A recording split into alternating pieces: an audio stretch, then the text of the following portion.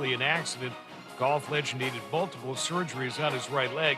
ESPN injury expert Stefania Bell says that it will take months for Tiger to recover. The first thing is to monitor for infection. You know, they would have cleaned the wound, they put him on antibiotics, and they'll monitor his response. But there could be other soft tissue injuries elsewhere.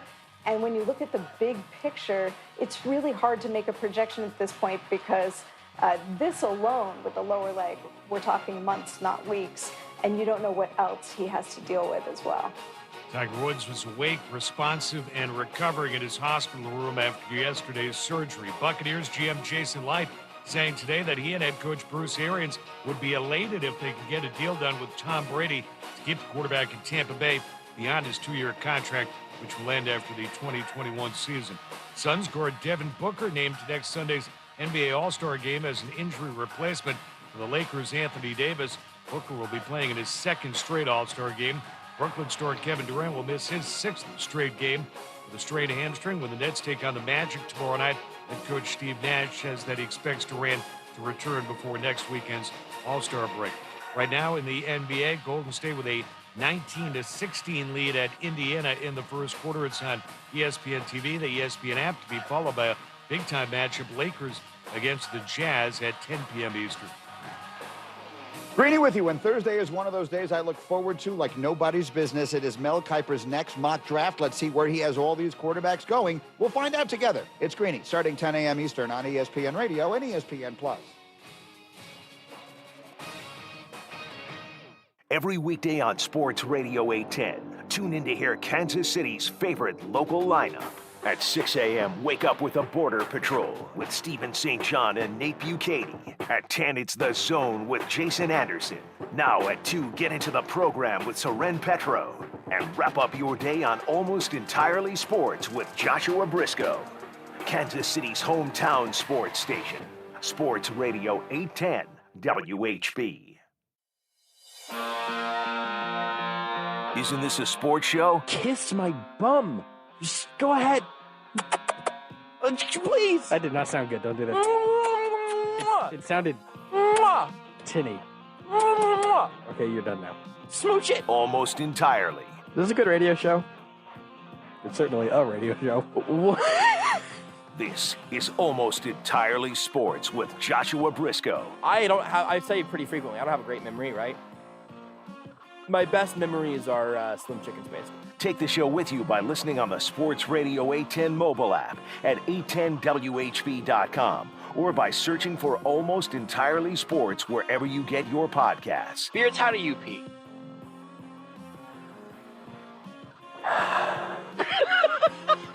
This is Almost Entirely Sports on Sports Radio 810 WHB. We got a lot of stuff to talk about today on a variety of topics, as has become the norm in this sort of now post-Chiefs era of Almost Entirely Sports in 2021. It was so Chiefs heavy for so long that not having your daily piece of Chiefs news has really been a tough pill to swallow. The good news, though, today is that the biggest story of the day is good news from the Kansas City Chiefs side of things. So we'll get to that in just a little bit. Because honestly, as I tweeted earlier today, I think what the Chiefs got today is going to be the best news they can get at any point this offseason. Better than anyone that they will draft, better than any free agent they will sign, better than any trade they may make, better than any salary cap maneuvering they may accomplish. I think the best news for 2021 and the 2021 Kansas City Chiefs came today. We'll get to that in just a second. Also, we're going to be all over the place in terms of our guests today. Alec Lewis of The Athletic will join us at 9 o'clock tonight, making his first appearance in the new year as we look ahead to some interesting Royals storylines. And he's got a few great stories up in The Athletic already that are very much worth your time if you're interested in getting up to speed before baseball season fully gets up and running. He's in Surprise right now for spring training. And then also at 8, we'll talk to Sterling Holmes of Darren and Sterling over on ESPN Kansas City, also of Arrowhead Addict. So we'll talk to him about some of this Chiefs stuff. But also, he texted me this morning expressing some regret about his "I'm not pulling the parachute just yet" on Mizzou basketball. He texted me this morning and said, "I should have pulled the parachute. I am on the pavement." So we'll talk to Sterling about what happened with Mizzou basketball and just some of the very dark things that happened. Really, local basketball last night, except for K-State out of nowhere, was not a good experience. KU fell to Texas. Mizzou lost a game I was going to say they lost a game they shouldn't have lost, but they've lost enough games that they shouldn't have lost, and now you wonder, should they have lost them? But KU last night was frustrating. We'll talk about that some later. It was my plan to talk about that a lot today. And then we got the Chiefs news. It was a tweet and the remarkably rare huge injury news being broken by the player who is getting the surgery. Mitchell Schwartz tweeted this morning, accompanied by a selfie of him wearing a hairnet, a face mask, a hospital gown, and laying in some sort of medical bed, an IV hooked into his hand or something. I'm not a doctor. I don't know. I'm not going to play I Spy with this picture. You can go look at it if you want. But he tweeted that picture with this accompanying text. Injury update. I'm getting surgery today. I was hoping to recover enough to get back for the playoffs/Super Bowl, but that didn't happen. It's time to address the issue. The recovery process isn't too long, which is nice. Looking forward to a healthy 2021. #Chiefs, #Chiefs Kingdom. I'll say it this way one more time to be really clear about how this should make you feel, in my opinion. This is the biggest acquisition the Chiefs will make this offseason. This is the best news they are going to get.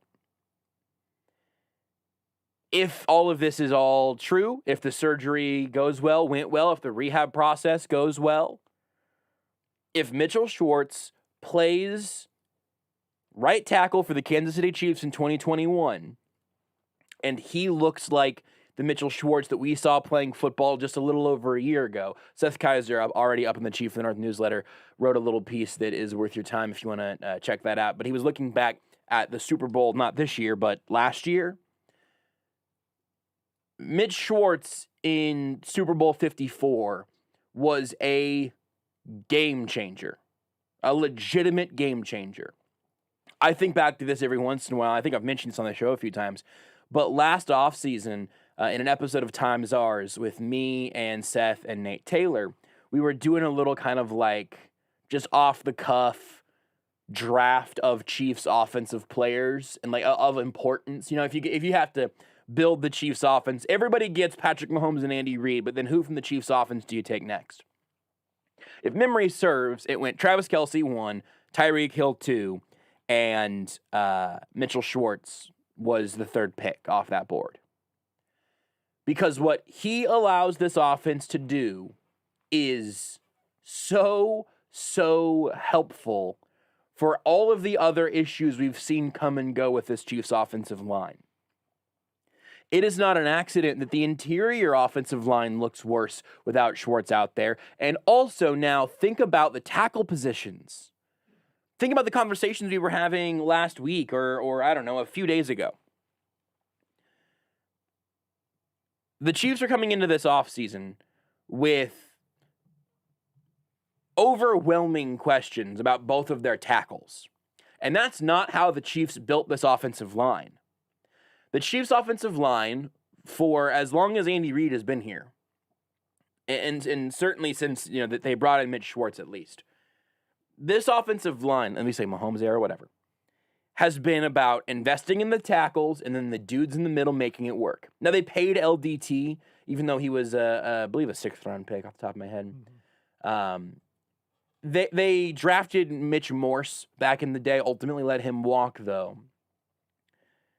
LDT, Austin Ryder, Andrew Wiley, eventually your veteran Kelechi Osemele, kind of stopgap, who played well, obviously, but like those guys in the middle the Chiefs are comfortable with. There's a reason you haven't seen them draft a guard in the second round. They're comfortable with those guys in the middle whenever they know they can put their tackles on an island. And, Eric Fisher is going to get beat by probably both Bosas, even when healthy, right? We've seen that happen plenty of times. But Mitch Schwartz was just erasing D Ford in the Super Bowl, to point out Seth's article again. And then what does that do for the guards and then the center in the middle? Well, now Austin Ryder, in one of these snaps that Seth pulled up, is literally just kind of standing around looking for something to do, because LDT at that point, he's waiting to help LDT with, I believe in this snap, is Eric Armstead. But you can double your interior pass rushers, and you can start winning a numbers game, because you know that LDT, or whoever your right guard is not going to have to worry about also kicking some help to Schwartz, because he's good over there. Now, look, all of this absolutely hinges in many ways on what version of Mitch Schwartz we see next year. First of all, just for him to say, hey, I'm coming back, essentially, is news. If you would have asked me yesterday what's the most likely outcome, I probably would have said that he doesn't play football again. Now, that's partially because of the way that this injury just it felt like the Chiefs were just hitting the snooze button over and over and over again. We get a little clarity today with Schwartz saying, I really was trying to come back for the playoffs. I was trying to come back for the Super Bowl, and it just never happened. Pairing that with what he says about his recovery not being a terribly long process, if it's a 2 or 3 month recovery process, then maybe even if it's a 3 or 4 month recovery process, it's okay to wait till the season's over to get it done, because you're going to be back in time. But if it's in that range, maybe it was long enough that you didn't think that he'd be likely to be back if he would have gotten surgery in week 6 or whatever, when he ultimately left that Bills game.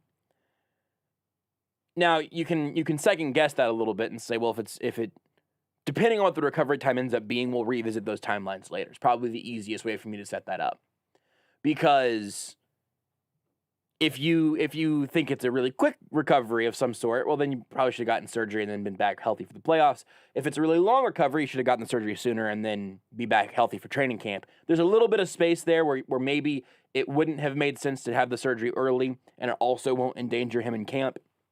Hopefully that's the sweet spot that they're in, just kind of for the sake of the logic. But also, the Chiefs didn't end up putting Schwartz on IR for several weeks after he left the Bills game with the injury.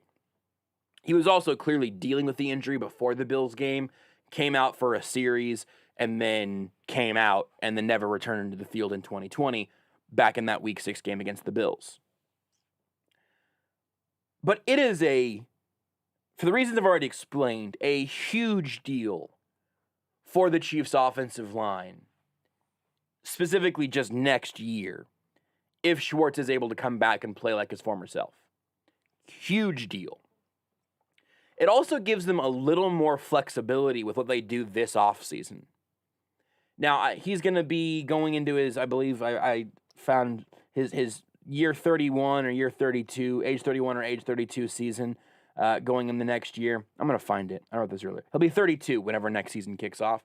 So if the Chiefs want to draft more than one tackle this year, that's fine. Eric Fisher, at this point, you can't expect him to be healthy for week 1 off of an Achilles. Not sure if he's going to be back at all, if the Chiefs just see the cap space being more valuable than trying to rehab him along and get him back sometime mid-season. But now, at the very least, you're expecting to be replacing one of your starting tackles and not both of them. We saw in the Super Bowl what happens when you have to replace both of them, and it gets tough quickly. Lucas Niang comes back from the COVID list. He was the rookie who opted out before the 2020 season kicked off. If they feel great about him as a healthy player, then maybe he's your swing tackle who can develop confidently. Maybe you don't bring back Mike Rimmers, or maybe you do, and you say, we want to have all the depth in the world, and Rimmers is also our swing guard if we need him to.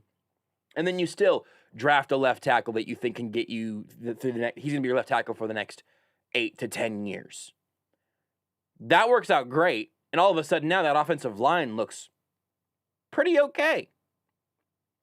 Maybe it's not perfect, but that's all of a sudden those pieces really start coming together. On the flip side, if you say, well, we don't love any of the pieces, if we don't love, let's say no first round tackle drops to 31 that they really like. You know what? All of these dudes feels like it'd be reaching here. We'll look at tackle again in the second or third round, but we're going to take an edge rusher in the first or whatever. Well, now maybe you plan on Lucas Niang and Mike Rimmers competing for the same left tackle job, and the other one's your swing tackle until Eric Fisher gets back. Or maybe you just say those two dudes are competing for the job. Now, Rimmers obviously looked terrible at that position during the Super Bowl. You'd be rooting for Niang because he's the long-term investment, and he'll be going into his first year of his rookie contract, which is actually kind of nice. And then you feel pretty good about Schwartz on the other side. And if he deals with injuries again, then you are looking more at the 2020 late season offensive line issues where you're going, well, wait a second here now. Is Andrew Wiley playing tackle again? We can't let that happen. But it's way, way, way easier to find not only the depth that then fills in those gaps if injuries do pop up again, but also you have the guy who, as of this moment a year ago, was the best right tackle in football. And look, again, if his back ends up continuing to be a nagging issue, then this whole conversation would change tonally in an enormous way. It would change tonally, totally. It would turn it all up on its head if he's not back fully healthy. But it would also be kind of weird if he's not fully healthy to tweet looking forward to a healthy 2021 and saying the recovery process isn't too long. So I think you've got at least reason for optimism here. Also, Ali Trost pulled this from Brooke Schwartz's Instagram, Mitchell Schwartz's wife, saying they're in Dallas for the quote-unquote spinal surgery. Kind of an interesting phrase there that sounds very serious. Didn't do surgery earlier, hoping he'd be good for the playoffs. Did treatment daily. It's a, quote, quick recovery, unquote. So both of them have kind of put out the idea that it shouldn't be something that nags on for a long time. And really, I guess in some ways, it might be a decent sign that they were genuinely holding out hope that he could be back later in the season. But I think I was done expecting that probably with a couple weeks left in the regular season, honestly, when he just kept not coming back. Andy Reid said he was day-to-day at some point, which felt, that deja vu was not pleasant. But maybe that's true. And, again, doing treatment on a daily basis, that's also not somebody... If you're doing treatment on a daily basis, that's also not somebody who is not expecting to play football again, is losing their football weight and all that stuff. A lot of things to be, again, I think, relatively optimistic about within that. So I feel pretty good about that. They still should be looking at the future of the offensive line, looking down the road, trying to figure out what the plan is for Schwartz is out of his contract after next year. So at this time next year, maybe we're talking about Schwartz retiring after one more good year. Maybe he's healthy and they extend him in the first half of the season whenever they see that he looks good again, or maybe they just re-up next offseason, whatever. But it all just gets a little bit less dire whenever you see Mitchell Schwartz lined up to be back on the field at the beginning of the 2021 season.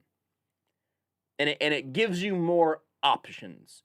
They're still going to have to address several things across the offensive line, arguably at all 5 positions. They're going to also have a couple of guys coming back in Niang and LDT and have a chance to re-sign Osimile if they want to do that. But this is really, really impactful for the immediate future of the Chiefs, assuming that he does fully come back healthy. Great news today. I didn't introduce either of them at the beginning of the show, but Rudy Salazar is here. Beards McFly is watching Warriors-Pacers. I know that because at some point he threw his hands in the air, staring at the TV, and made a face that was asking, why did you do that thing? Oh, I think Eric Paschal did a belly flop drive where he was basically driving and tripped and fell and belly flopped his way out of bounds. It was funny. We haven't had any hyper local, hyper recent, losing the ball on the way to the basket sort of situations as of late, have we? It happened Mizzou? yesterday. It happened to KU last night. It happened to KU last night. I went to bed at like 8:45 last night, so I have no idea what happened in that game. KU I saw the KU beat Texas. I saw like the tweets. Not in overtime. By you. Yeah. And I assumed they were funny, but also had no reference to them. They also weren't that funny. You don't have to Nate assume. said they were funny this morning. I appreciate. I think I got a retweet from Nate last night. He said he saw 2 tweets from you that were very funny. Wow, I had 2 last night. I forget what the other one was. I had one of Kevin spilling the chili. Yep, he mentioned that. I don't remember what my other good tweet was. I'm trying to remember what the other one was, and it might not have been from last night, but it was from the last day or two. From the last several years. I've had at least 2 good within tweets. the last 48 hours. Well, that's like thousands of tweets to go through. I'm a volume shooter. I've never argued that I'm not a volume shooter. Yeah, it is. Joshua J.R. Smith, Brisco over here. I'm also always shirtless. It's true. Did it have anything to do with the? This I think this was more recent. With the, did you guys see the story about the sheep? Yes. Yeah. I'm gonna read. I saw that on Reddit a few weeks ago. I'm gonna read this tweet. Well, this tweet from Reuters was up 14 hours ago. Oh, hang on. Yeah, so it might be a different sheep. Reddit doesn't count, Beards. I also don't need to read the internet. I'm gonna read just the tweet. It's Josh reads a tweet. I don't need the music. Fine. I have a response to your response. I thought about tweeting the response, but I forgot. So now I'm gonna give you a verbal response to your tweet. To this tweet? To your tweet. Your about the tweet. sheep? About the why was it compared to a kangaroo? Who is on? Don't spoil. I haven't read it yet, Rudy. You just asked the question. I'm gonna read it. I said I was gonna read it, and you then Beard literally just asked the question. I asked if you saw the tweet, and you guys said yes, and I said okay, I'm gonna read it. And then I said I'm going to give you a response, and then you asked a response to what? And so I answered the question. To my tweet about the sheep. If you didn't want the answer, don't ask the question. Don't give away the punchline. Rosebud. Tweet from Reuters. A wild and ailing sheep found in a forest in Australia named Rock by rescuers. There's 2 A's. I'm reading it accurately. Yes, that's the name. Has yielded a fleece weighing more than 35 kilograms, nearly half the weight of an adult kangaroo, after being shorn for the first time in years. Now, the picture of the sheep is just outstanding. I assume it's up about on the 80 feed. pounds, by the way. Really? Yeah. 80 pounds is a lot of fleece. Can you get the picture of the sheep up on the Twitch and everything, please? You can watch the show on the Sports Radio 810 Facebook, Twitch, and YouTube channels. The picture is outrageous because the sheep looks like a rock with a sheep nose on the front of it. It just does it. It's visually outrageous to look at. But then I quote tweeted that asking, how did they land on half the weight of an adult kangaroo as the metric? Because it's Australia, Josh. It's Australia. Like a kangaroo is just like, I know in the rest of the world, a kangaroo is like, oh, that's random. In Australia, a kangaroo is just a normal animal. Kangaroo is just like a dog. It's just there. They're everywhere. It's up on the video feed now. I also tweeted, I bet the other tweet was I tweeted the David McCormick experience and then just a gif of someone riding a roller coaster. That was the other person. tweet. That was a tweet. I think Nate retweeted that one. Yes. Love to get that Bucati endorsement. Huge. Finally moving on up in this world. Also, I will say the local basketball fan Twitter experiences are very, very different. This is me reminding myself to bring that up later. Because just the difference in psychological well-being from KU Twitter to K-State Twitter to Mizzou Twitter was outrageously funny last night to me. Anyway, with that being said,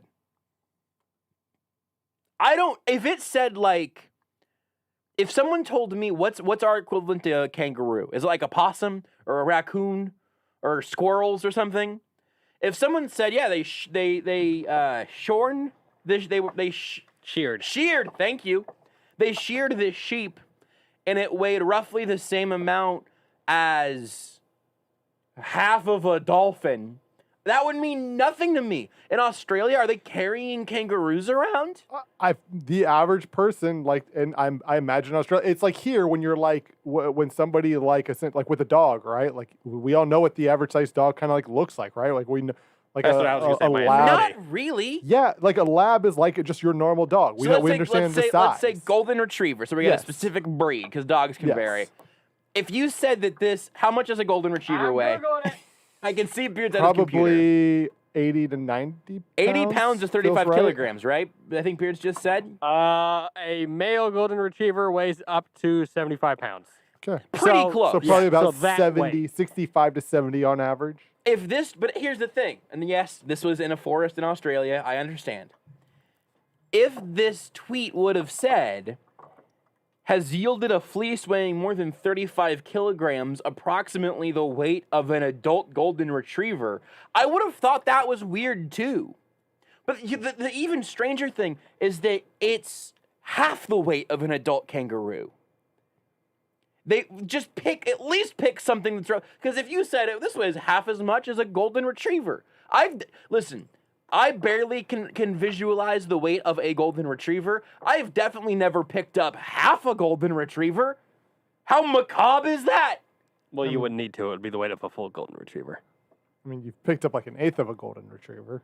No. Scout's probably about an eighth of the size of a golden retriever. But she's not a golden retriever in fractions. But she's she's an eighth of a golden retriever. That's probably true. How much does a wallaby? Wow, I went way, but the second result was cost. Can you just buy a wallaby? Can we expense that? It's been a while since I've expensed something. I don't know what I can and can't get away with. Well, this does say wallabies weigh 4 to 53 pounds. So that it matters what kind of wallaby, I guess. Okay, I was gonna say because that's a wide range.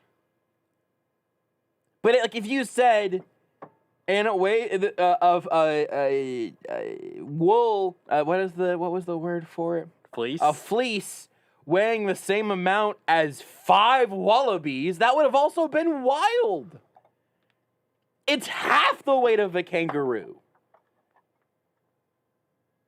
Anyway, I was kind of reintroducing both of you guys because I want to know if you had any thoughts about Mitchell Schwartz getting surgery and hopefully being back for the 2021 NFL season. Yeah. Yay. It's obviously not it's not a bad thing. My only thing where I'm not like necessarily overly excited yet is just simply because back surgery leads to typically back surgery. So it's just a case of like that is great news that if healthy he will be back, and I expect at some point he will be healthy enough to practice, healthy enough to play. It's just how long does that last? Yeah. Ideally, it's for a full season because again, if he's healthy for a full season or at the very least majority of the season, including a playoff run, it's the biggest upgrade that the Chiefs could possibly make this year. Yeah. Like outside of, and honestly, I was about to say outside of signing Allen Robinson, but like you don't have to sign Allen Robinson because you have Travis Kelce and Tyreek Hill. The range from position of need to elite player filling that position could not be larger anywhere else. The only argument would be at left tackle. Yeah, I think that's fair. the only argument is just that without Eric, and that's not replacing Eric Fisher. That's assuming that Eric Fisher's not there week 1. Yeah. But really, the big question was, as of right now, I think the options for Eric Fisher are either half a season or no season with the Chiefs. That's probably where we're at. Yeah, Schwartz, I just can't see a way because with an Achilles injury, which just it is longer than an ACL injury, and even when you're back, it's like the amount of players that say like it took like even though they were back like playing, it was an extra 6 to 12 months before they finally felt like themselves. That's about as severe of an injury as there is to come back from. And so let's say and if it's gonna be no Eric Fisher next year, it would make sense to just release him and then get that cap space and try to replace him. Then, if that happens, then again that still might be the Chiefs' number 1 offseason need. But number 2 is gonna be right tackle if Mitchell Schwartz wasn't gonna be there. And we were kind of talking ourselves into Lucas Niang or Mike Remmers. If they do draft a left tackle, or they add one in free agency, or whatever they do to fix, let's say they fix the left tackle position. Well, now you're looking at Schwartz in the last year of his deal. You have Lucas Niang developing behind him to maybe be your right tackle of the future. Again, he's going to be in his second year in our consciousness, but his first year of his rookie contract. And if at some point in the season, Schwartz does need some time off, hopefully it doesn't end up being anything long-term. But even then, you'd feel pretty good about, all right, well, let's see what Lucas Niang can do here in this position. And then maybe bring back Mike Rimmers also, because I don't know what this item is for you guys, but if you can think of an item, something renewable like a item of food or something like that you at one point ran out of, toilet paper is a pretty good example. You have toilet paper and you don't even really think about it. You just have toilet paper. You got to go get toilet paper. Well, then a global pandemic happens, and all of a sudden, you only had one roll of toilet paper left, and no stores had toilet paper. Pretty much everyone who has been an adult in this time is in the basement of the house right now.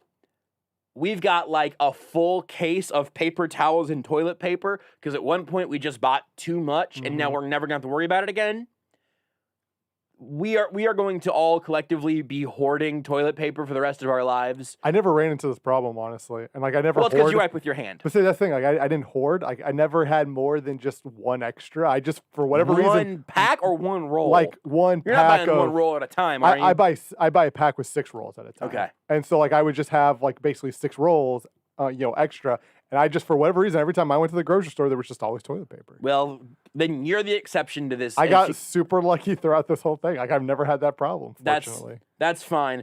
Some Some people are out here looking like this sheep, I think part of the reason why I got, not to get too far off track, is I kind of live on the outskirts of Olathe. Like, literally, you go one street over, and it's country, technically. Yeah. So the Hy-Vee that I live by, there's not a large population that live around it, I think. So, like, don't get me wrong. There were definitely, like, the aisle was depleted. But there was always some there. There was always some there. This is, I don't mind going off track.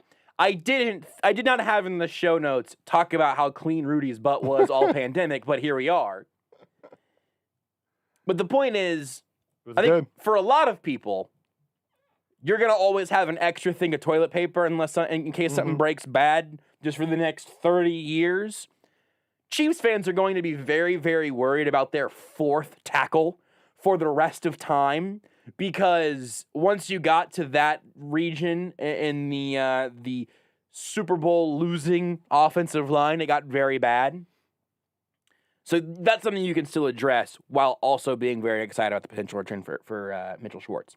I know we have to break. The one thing, though, that you mentioned, Rudy, obviously, is that back injuries often lead to more back injuries, and that process is by no means, just getting into a knee and cleaning it out or whatever. Makes sense why he was trying to put off surgery for as long as humanly possible, because again, surgery is like where, like I've heard multiple former NFL offensive linemen say, like, once you have one back surgery, you're going to have a second back surgery. Now that back surgery may not happen for years to come. Right. So it doesn't mean that he's going to miss time with the Chiefs. It's just typically a back surgery will lead to more, which makes sense why he was trying to not have back surgery. Sure, and if it becomes a post-career thing, then I'm sure he would live with that. The fact that he's trying to return, at this point, obviously he's willing to kind of just take that gamble, play that game, and maybe it all backfires. Again, maybe this year, maybe something disastrous happens, whatever.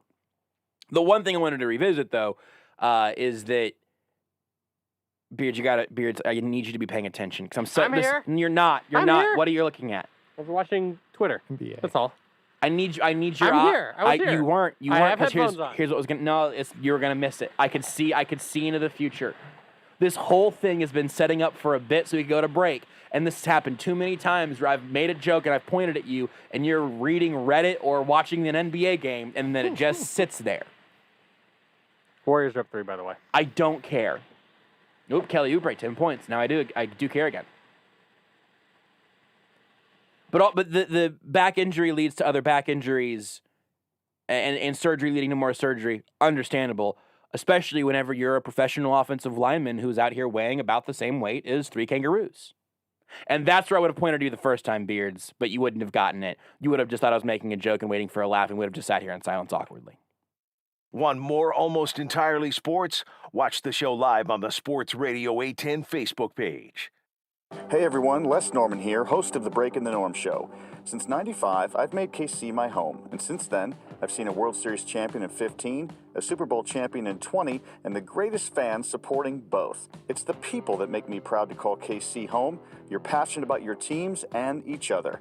During this crazy time, keep caring for and loving each other. And thank you for making KC not only the greatest sports city, but also the most caring and helpful place to watch sports. Stay healthy, be safe, don't panic, and keep loving each other well.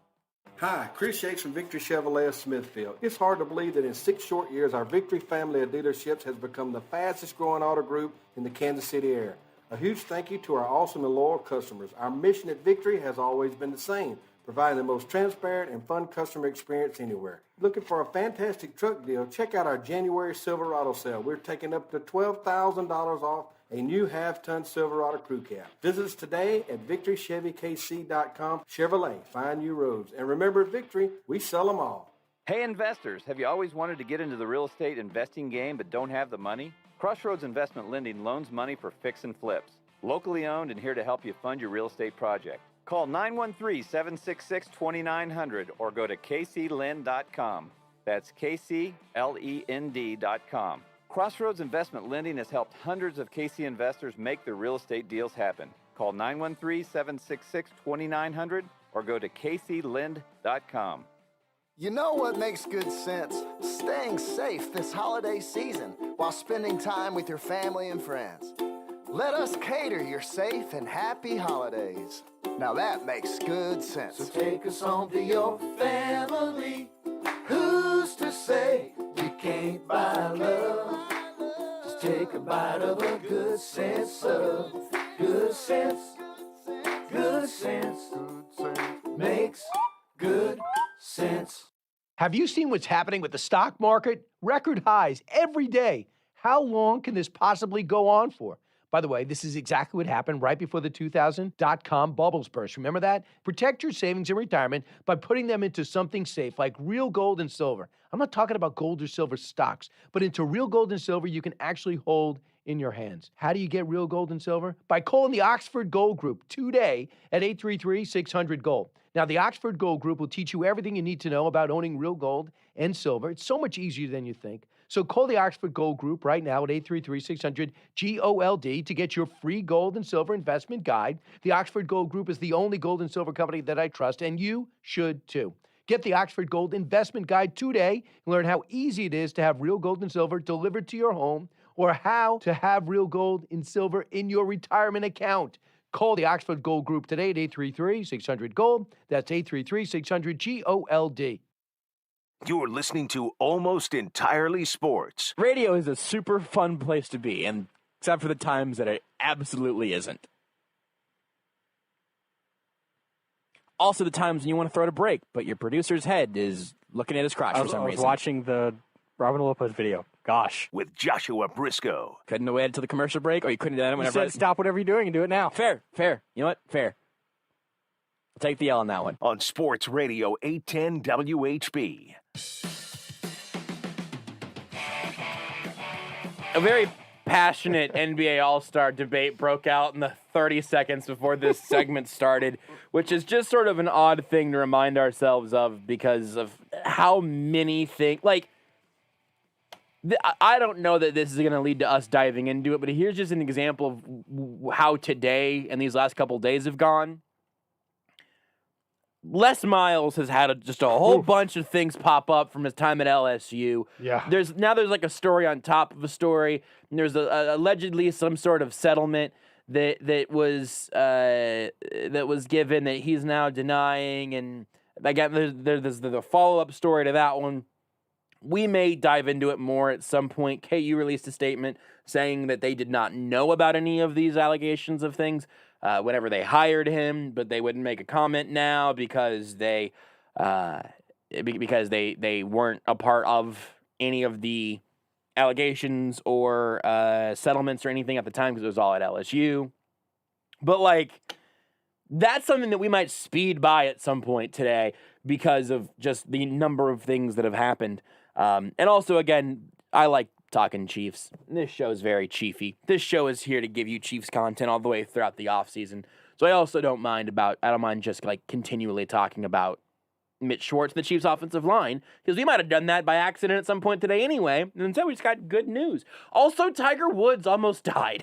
That happened since the last show that we did, and it seems like he's gonna end up being fine on a sliding scale of crushed legs, but fine in the grand scheme of things. Yes. Yeah, he's gonna be alive. Yeah, there was somebody. I cannot remember off the top of my head who it was. I apologize. But it was a CNN reporter who tweeted that a year ago, either today or a year ago yesterday, they were on site for a Kobe Bryant celebration of life event. And today he is on site reporting from Tiger Woods in a legit brush with death exactly a year apart. I mean, that happened. I don't have anything. I do not have one single thing at this point to get in and break down on the Tiger Woods stuff, because there's still a lot of things we don't fully know. Although they have said that there was no thought at all of him being impaired or any charges being pressed or anything. He was apparently running late to shoot a video with Drew Brees and Justin Herbert, which is also wild. It's just, layers and layers and layers of that. But at this point, glad it wasn't worse. Check. All right, good. That's the take. And the one thing I saw a lot of people tweeting about at the time was how cable news was handling it, and going back and talking about just the number of different issues that have popped up in Tiger's past, and kind of projecting what may have been a factor, which is obviously irresponsible. That's not even really a dunk I'm all that interested in taking, because it's more of a layup of we shouldn't be recklessly speculating what goes into some horrible incident happening.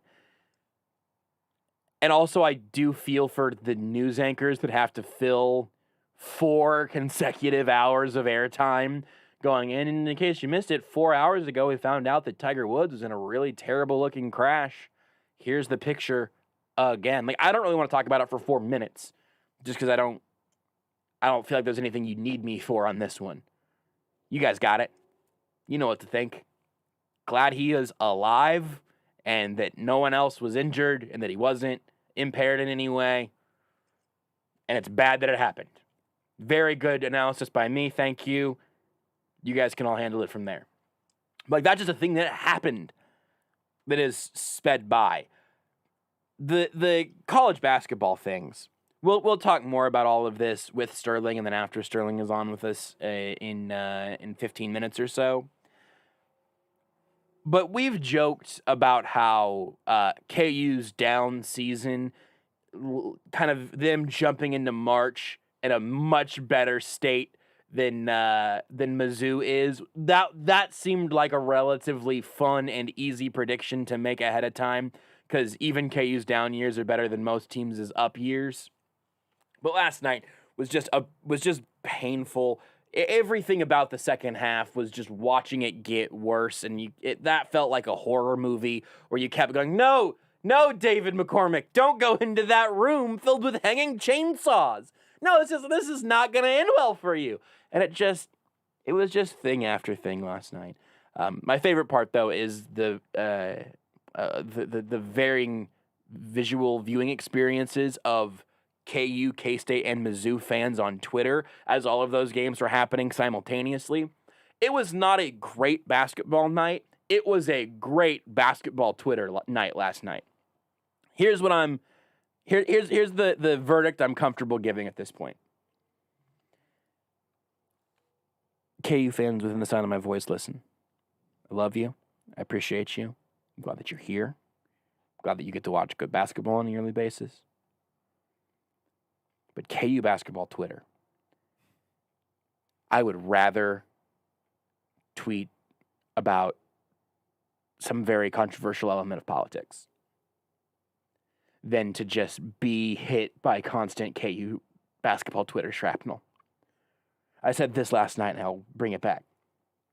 We had gotten far enough away from the post-Super Bowl sort of toxic Chiefs Twitter, where now we're kind of in some free agency stuff and some pre-draft stuff, and then now we've got Mitchell Schwartz news. So really, I think Chiefs Twitter and NFL Twitter as a whole has kind of like simmered down a little bit. It's not great, but it's better. We've cooled off some. And just within 5 minutes of feeling at peace with Chiefs Twitter, KU Twitter brought that timeline toxicity that you need to have to feel alive. If my timeline's not making me a little crazy, am I even on Twitter? And KU can be tough. KU Twitter was ready to sacrifice Mitch Lightfoot into a volcano to the basketball gods last night, like 5 minutes into his game. Which I kind of understand, because it wasn't great when he was out there early. And then the 5-guard lineup came out and everything was working much better again throughout the first half. And KU Twitter was making a run to the Final Four. It was happening, baby. Everybody's all lined up again. And then everything bad started happening, and then I joined the KU Twitter toxicity and tweeted a joke comparing Jalen Wilson to Kevin from The Office spilling the chili. And that was just the night we had. Mizzou basketball Twitter, though. God-tier schadenfreude. I mean, so I'm going to ask both Sterling and Alec about this. They're both Mizzou guys. Mizzou Twitter knows what exactly is going on and what is happening to them. And they're just strapped into the chair. Their eyes are pried open and they are watching. They're watching the horror movie, which might just be what KU Twitter is. But man, they at least know where they're at. They are just they are sharing their pain with the world at large, and I appreciate self-aware, miserable Mizzou basketball Twitter. They had their hopes raised, their hearts broken, and then now they've landed in this nice little self-aware space of just constantly trying to, bleep post through the pain. And there's K-State Twitter just vibing last night. K-State Twitter was just kicking his feet up like, yeah, hell yeah. Sure, why not? Why not us? There was a stat on ESPN on SVP's Sports Center right after that I think ended up having some amount of contention because I think there was a Syracuse team in there that lost like an exhibition game. I don't know. I'm going to give you the stat the way ESPN gave it, which was that K-State is the first team with a D2 loss and a regular season top 10 win since Wake Forest in 1993 to through 1993-1994 season. Do you know who was on that Wake Forest team? No. Beards, do you know? Should be right up your alley. I don't think so. Repeat it. Some mediocre Celtics player? No, actually. Mediocre Nugget? No. Well, I mean, I guess, honestly, it could be yes to both, but not the player. I only know one player on that team. Which team was it? Wake 93-94. It's good to know he's Forest paying attention. Oh, I know. Yeah, I know. Yeah, it's good to know. That's such a great point. It's that Steph did something right before the halftime buzzer, and I saw Beards gesticulating at the TV again. Which I wasn't going to bring up. It's fine. I don't think I did. You made a face, maybe? I don't know. But it's At on this- a commercial break at right this now. point- You were watching an Ace Hardware commercial instead of listening to the stat I was giving. Actually, I was At this trying point, to find something, but that's fine. Whatever. He makes faces like he reacts to games, but doesn't even realize he does it because it's just like, it's, which we all have the thing, right? We all have that thing that we do that we don't even necessarily realize we do because Sure. it's just kind of like secondhand nature. Sure. That's Beards in the NBA. What were you looking for, Beards? This is incredibly important to me now. I had the thought of going to see if I could find an actual game thread for college basketball because I've never been able to find one in like the Jayhawks thing, or I just went and looked at Mizzou's. Sad Reddit. Mizzou fans just on Twitter might be worth Right, your that's what I was while. trying to find something for that. It's So that's what I was doing. Very good. All right, you were distracted. Anyway. You were distracted by something vaguely show related, as opposed to an Ace Hardware commercial. Yeah. Fine. Also, do you want me to give the answer to Rudy's question? fair the is hardware fair. Commercial. Yeah, sure. Tim Duncan. Nailed it. Ah, that makes sense. Old Timmy. You think there was a mediocre Celtic or Nugget? You know what? Now I'm interested. I mean, it's possible. 94, you said? 93, 94. It's just a wild stat, and it's a perfect little encapsulation of what exactly was happening last night. where had K-State was the three only NBA team that actually players. ended up with a win, and they cared about it the least, I think, pretty clearly, just because they've been miserable this year. Although now it's created this conversation of K-State versus Mizzou neutral site, who wins. I think it's hilarious that we're having that conversation. Also, we get that next year. Oh, does that start next year, or is that come up I next think year? it's next year. I think it was supposed to start Is that this like a year. Big but 12 with, SEC challenge thing, or no, is that Mizzou and KU are just playing each other now? In basketball Mizzou K-State? games. Oh, Mizzou K-State. Sorry, I thought you said Mizzou KU. No, Mizzou K-State. No, hey Beards. Yes. You didn't even. Well, this is really where this show belongs, which is that if Beards was paying a little more attention, he could have made fun of the fact that Rudy wasn't fully paying attention. But Beards missed that opportunity. There are no sad Celtics or anybody else on that team. You said there were two So two NBA other players, players Randolph Childress and Rusty LaRue. Couple strong names. Very good names. So Rusty played for, hold up, my thing just played for the Bulls, the Jazz, and Golden State. Get away, pop up. And Randolph played for Portland and Detroit. Randolph, though, was a first-round pick. How many Kangaroos Rusty did he weigh? was not drafted. But did win an NBA title. He was on the Bulls 98 team. He won a title. You guys know who was on that Bulls team? Michael Jordan. Tim Duncan. I don't think that's right. No? No. Sorry, No. I wasn't paying attention. No. See how it feels? Not very good. It's fine. I mean, that's true. You hear this? Can you hear the sirens coming through the microphone, Beard? I don't know if you can, I can. If you can hear them, that's... if you turn on this microphone and then just amp it, that might just be our ambiance mic, our crowd mic. That's them coming to end this show for us. Tim Duncan didn't even average 10 points a game that year. 9.8 points, 9.6 rebounds. With the Bulls or with Wake Forest? With Wake Forest. Oh, okay. He was only a freshman, though. What did he average with the Bulls? With the Bulls, I believe... 0 points, 0 No, rebounds. No, that's not true. 0 assists, 0 steals. Weirdly, 2 blocks. 0 blocks. Not sure how that happens, but, he pulled it off. 4 fouls. Crazy. And 1 pair of jeans. Let's take a break. Whenever we come back, we're going to see if those sirens are coming for us or not. At JB Brisco, at Beards McFly, at Not That Rudy, at Sports Radio 810. Just do it already. This is your 30-day warning. Deep three, ring it up! It is good! As time expires, from ruin to redemption, the Virginia Cavaliers. Chalmers, 4-3, and the tie, he got it! He got it! March Madness, the Final Four, and National Championship are all on America's largest all-sports radio station. Sports Radio 810 WHB. Dutch Boy's new Platinum Plus paint with Stain Shield technology has the performance you expect from a luxury paint at a price you didn't. Platinum Plus is up to 50% more washable and stain resistant than a leading premium paint in satin sheen. Superiority ranges from 24 to 50% depending on sheen selected. Platinum Plus keeps your walls looking new longer. Menards and Dutch Boy paint have you covered. Go ahead, live your life. Get 11% off everything now at Menards. Savings or mail-in rebate. See store for details.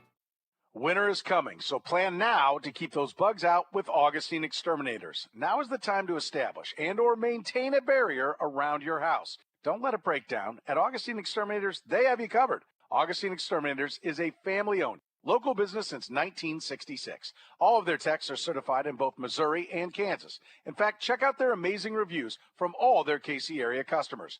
They're also a Quality Pro and Green Pro company. Augustine also does carpet, rug, air duct, and tile cleaning. They have an excellent referral program as well. Refer a new customer, and you and they get $25 off their next service. That's right, refer a friend, and you both get $25 off your next service. Shop and buy local with Augustine Exterminators. Call Augustine Exterminators today at 913-359-8627 or go online at AugustineExterminators.com. And Augustine is looking for qualified technicians. So call today at 913-359-8627. If you're between the ages of 18 and 39, here's an amazing deal for you. You can become a young professional member at Tiffany Green's Golf Club. Monthly rates starting as low as $150 a month with unlimited golf, unlimited cart usage, unlimited practice range, member discounts, and much more. So get your friends and coworkers and join in on this amazing plan and start growing your friendships while enjoying the game of golf. Whether you come out and play as much as you can after work or enjoy the day on the course on the weekend, take advantage of the Young Professionals plan at Tiffany Green's Golf Club. Go to TiffanyGreensGolf.com. Hey, this is Stephen St. John, and I've been listening to how great Nate feels after going to Stretch Zone, so I had to try it out myself, and I feel fantastic. And my wife, Susan, she's had 2 years of daily back pain, which is already feeling better after a few sessions. Stretch Zone will help you relieve stiffness and soreness, increase and maintain range of motions, and enhance physical skills. Stretch Zone is located in Lenexa and Overland Park. For more information, check out StretchZone.com. This is Almost Entirely Sports with Joshua Brisco. What else do you listen to while on a police chase, if not Almost Entirely Sports? On Sports Radio 810 WHB. Really strong liner usage there from you, Beards. Very apropos. Can I say something real fast? I'd love this that. Headline just came across. Colin Cowherd fesses up that he will only troll your fan base if it's a top 10 Nielsen market. Apparently he said that on The Herd today. Do you have the This is exact... from 2017. Yeah, the article's from today, but he said this back in 2017. It's on Awful Announcing. Can I tell you an email that I got today? It's just interesting, yeah. I imagine it's related to this weirdly. It's not, actually. It's just okay. something I saw on my screenshots, and I'm honestly not going to have time to get to. So remind me later. I'll tell you about this weird email that I got today. Was it Colin Cowherd related? Ooh, look at this mustache Colin was rocking back in 2017. Colin was rocking a mustache in 2017? Looks like it. Wow. That was a pretty good segment. We'll do another segment with the previously mustachioed man, Sterling Holmes, next. You are listening to Almost Entirely Sports with Joshua Brisco on Sports Radio 810 WHB. A KC tradition since 1957, Hereford House is a locally owned steakhouse that has served generations of Kansas Cityans. Hereford House exclusively serves certified Hereford beef, which has been proven to be naturally more tender and flavorful than other brands. All their steaks are aged 21 days, hand-cut daily, and grilled over an open charcoal flame. This process provides a wonderful aroma and delicious flavor that cannot be duplicated by any other cooking method. Hereford House, Leawood, Independence, Shawnee, and Zona Rosa. Hey, Kansas City, it's Brian Pringle with Victory Ford at the Legends in KCK. Victory Ford is dedicated to one thing, serving you. Our staff are experts in providing you the knowledge needed to make the right decision on your next car or truck. Fantastic customer service doesn't end when the sale does. Our dealership also staffs a 5-star service center with the highest rated technicians and amenities. Visit us at the Legends Auto Plaza on the southeast corner of 435 and Parallel or online at victoryfordkc.com. Victory Ford, where our first price is better than their last. At Premier Mazda of Kansas City, you can save thousands during their President's Day event. Right now, new 2020 Mazda 3 hatchbacks up to $5,000 off MSRP. Premier Mazda of Kansas City is your local source for amazing deals on your favorite vehicles. During their President's Day event, lease a new 2021 Mazda 3 for just $149 a month, or a new Mazda CX-30 Sport for just $299 a month. Come to the #1 Mazda dealer in KC. Premier Mazda of Kansas City, home of the Premier Promise. Right past State Line and 135th, or at PremierMazdaKC.com. See dealer for details. Rick Edelman, #1 New York Times bestselling author and founder of Edelman Financial Engines, takes questions on his hit radio show. Let's listen to Rick help a caller who's saving for retirement. Hey, Rick, how can I keep my retirement money safe? By taking some risk. That sounds weird, I know, but when it comes to saving for retirement, if you try to keep your money safe, you're actually taking big risks. Savings accounts, well, they're not safe from inflation. They're not safe from taxes. There are, in fact, 18 different asset classes, and they all have different risks. So spread your money around, so no one thing can wipe you out. It's like having 12 eggs in 12 baskets. Diversification helps you manage your risk while still giving you the opportunities provided by the financial markets.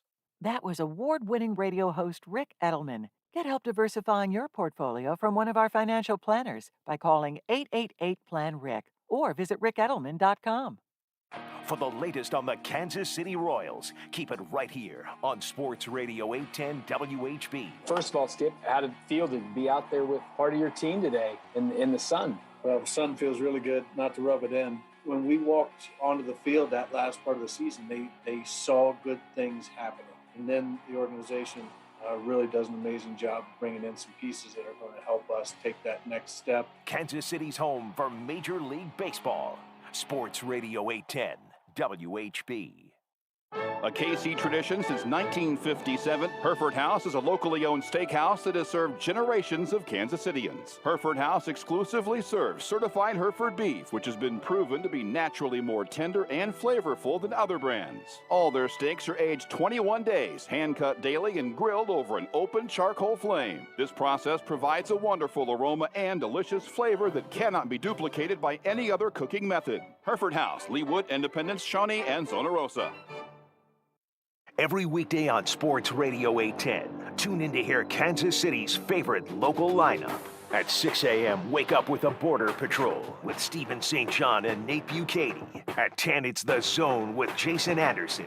Now at 2, get into the program with Soren Petro. And wrap up your day on Almost Entirely Sports with Joshua Brisco. Kansas City's hometown sports station. Sports Radio 810 WHB. Number 1 all day, every day. Kansas City's hometown radio station. 20 years and counting.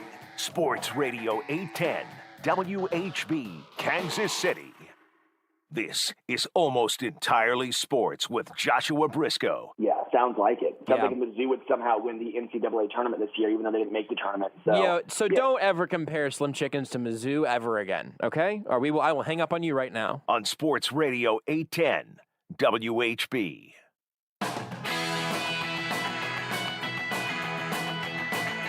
There are a lot of things I'm excited to talk to this next guest about. I'm not going to say his name just yet because I need you all to think about something that happened that really changed this man's lot in life. Because Sterling Holmes joins us now as no longer even the most famous Kansas City sports-based Sterling. Your name was like this unique part about you, Sterling. Your brand was really, really strong. And then Patrick Mahomes and Brittany Matthews had to go out there and name their baby Sterling Sky Mahomes as Sterling Holmes. What is your last name? Is it Ground or your middle name? Is your middle name Ground? Sterling Ground Holmes at this point is just absolutely getting blown out right now by Sterling Mahomes in the Kansas City sports Q rating situation. Yeah, I'm getting my ass kicked by a baby who's like a week old. That really makes me feel great.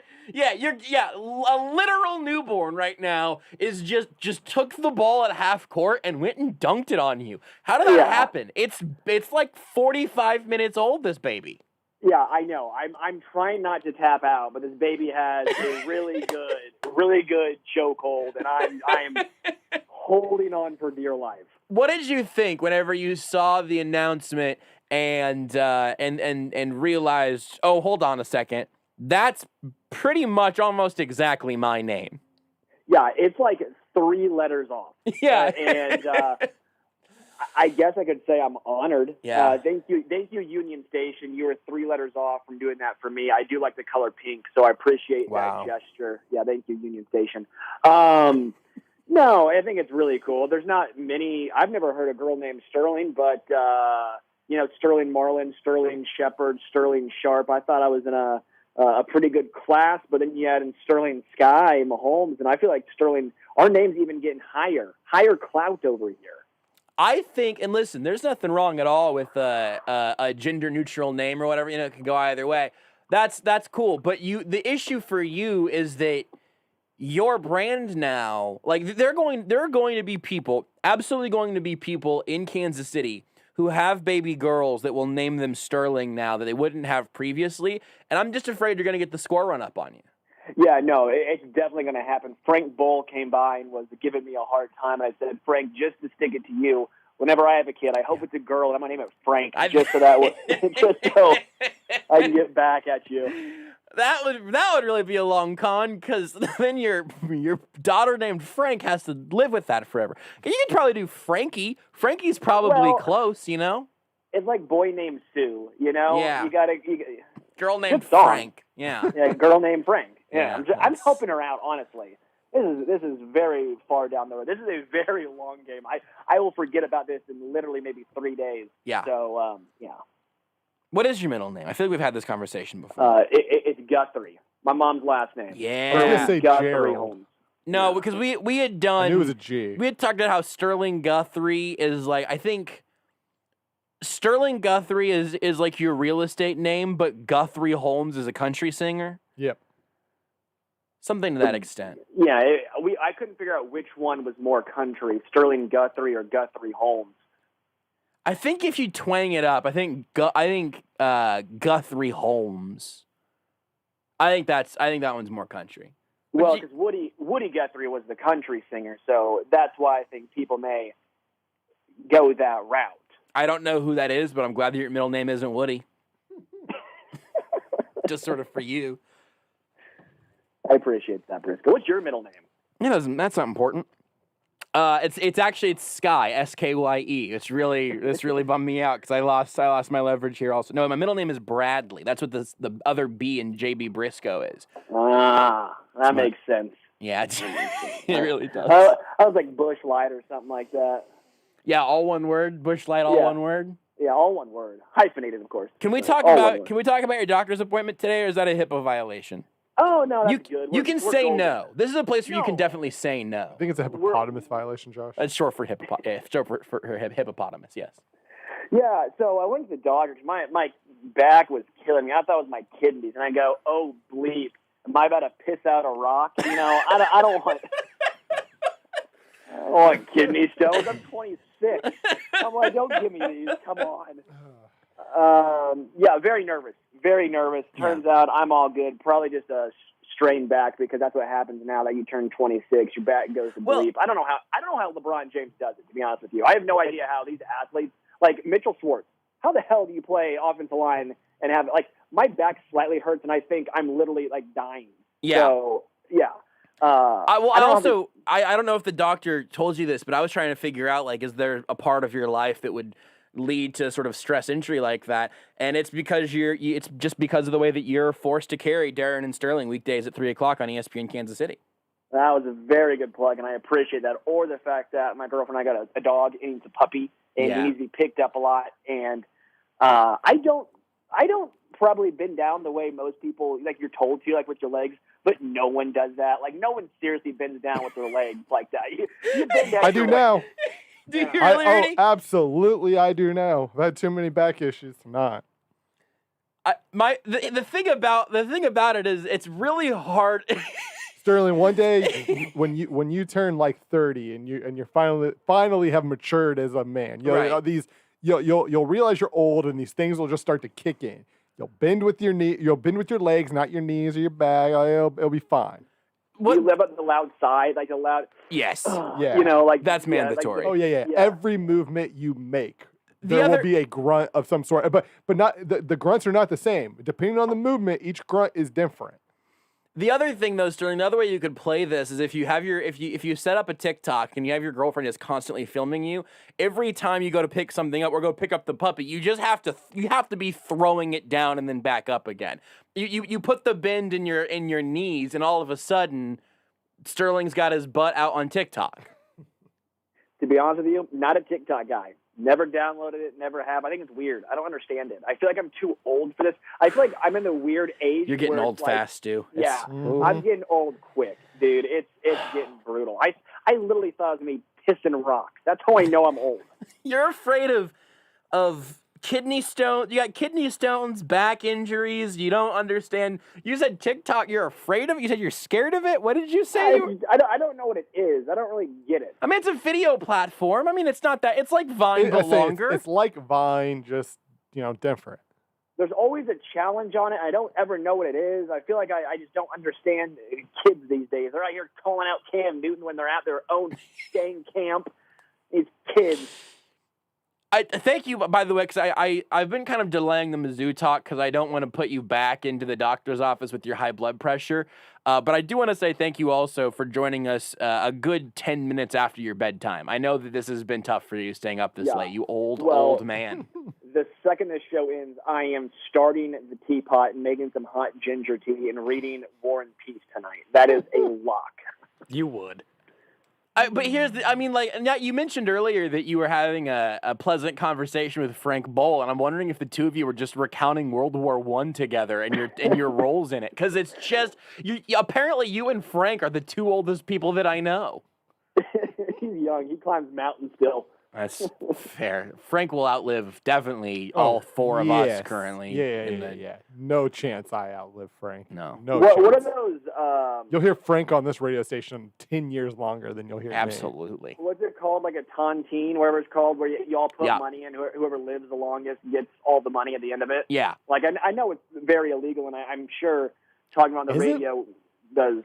Well, I mean, Deadpool kind of destigmatized it, I think, you know? I think it's fine. If we call it a dead space pool, I think it's fine.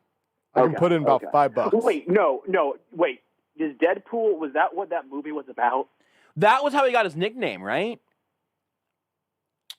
Isn't that a plot point? Isn't that where he pulls his nickname at the beginning of the first movie? I'm losing my mind. I don't remember. Yeah, I don't remember. It's been a while. Well, I mean, it makes sense. Yeah. Like Batman and Spider-Man, they have fair. Iron Man. They all have certain things. I feel like Deadpool is we pool money for dead people. Yes. Or When he is being experimented on, right? When he's basically being turned into Deadpool, the guards and inmates had a Deadpool where they gambled on which subject would die next. There you go. And that's where you got his name. I think it might have been a little different. They might have done that differently in the movie, but I do think it was probably that is the origin of his name. The movie probably did it slightly different. Weirdly, I remember a chalkboard from like a Deadpool chalkboard. I don't know. Anyway, you're right, Sterling. If we kicked off a little tontine, a little Deadpool here, we would basically ultimately just be paying for Frank Bowles' 140th birthday vacation. We would just be funding his party when we all eat it. I think I gave all of us too much life on that one, honestly. We're putting Frank on a cruise in 15 years once we've all perished. Do you want to talk about the thing that's going to send you to an early grave?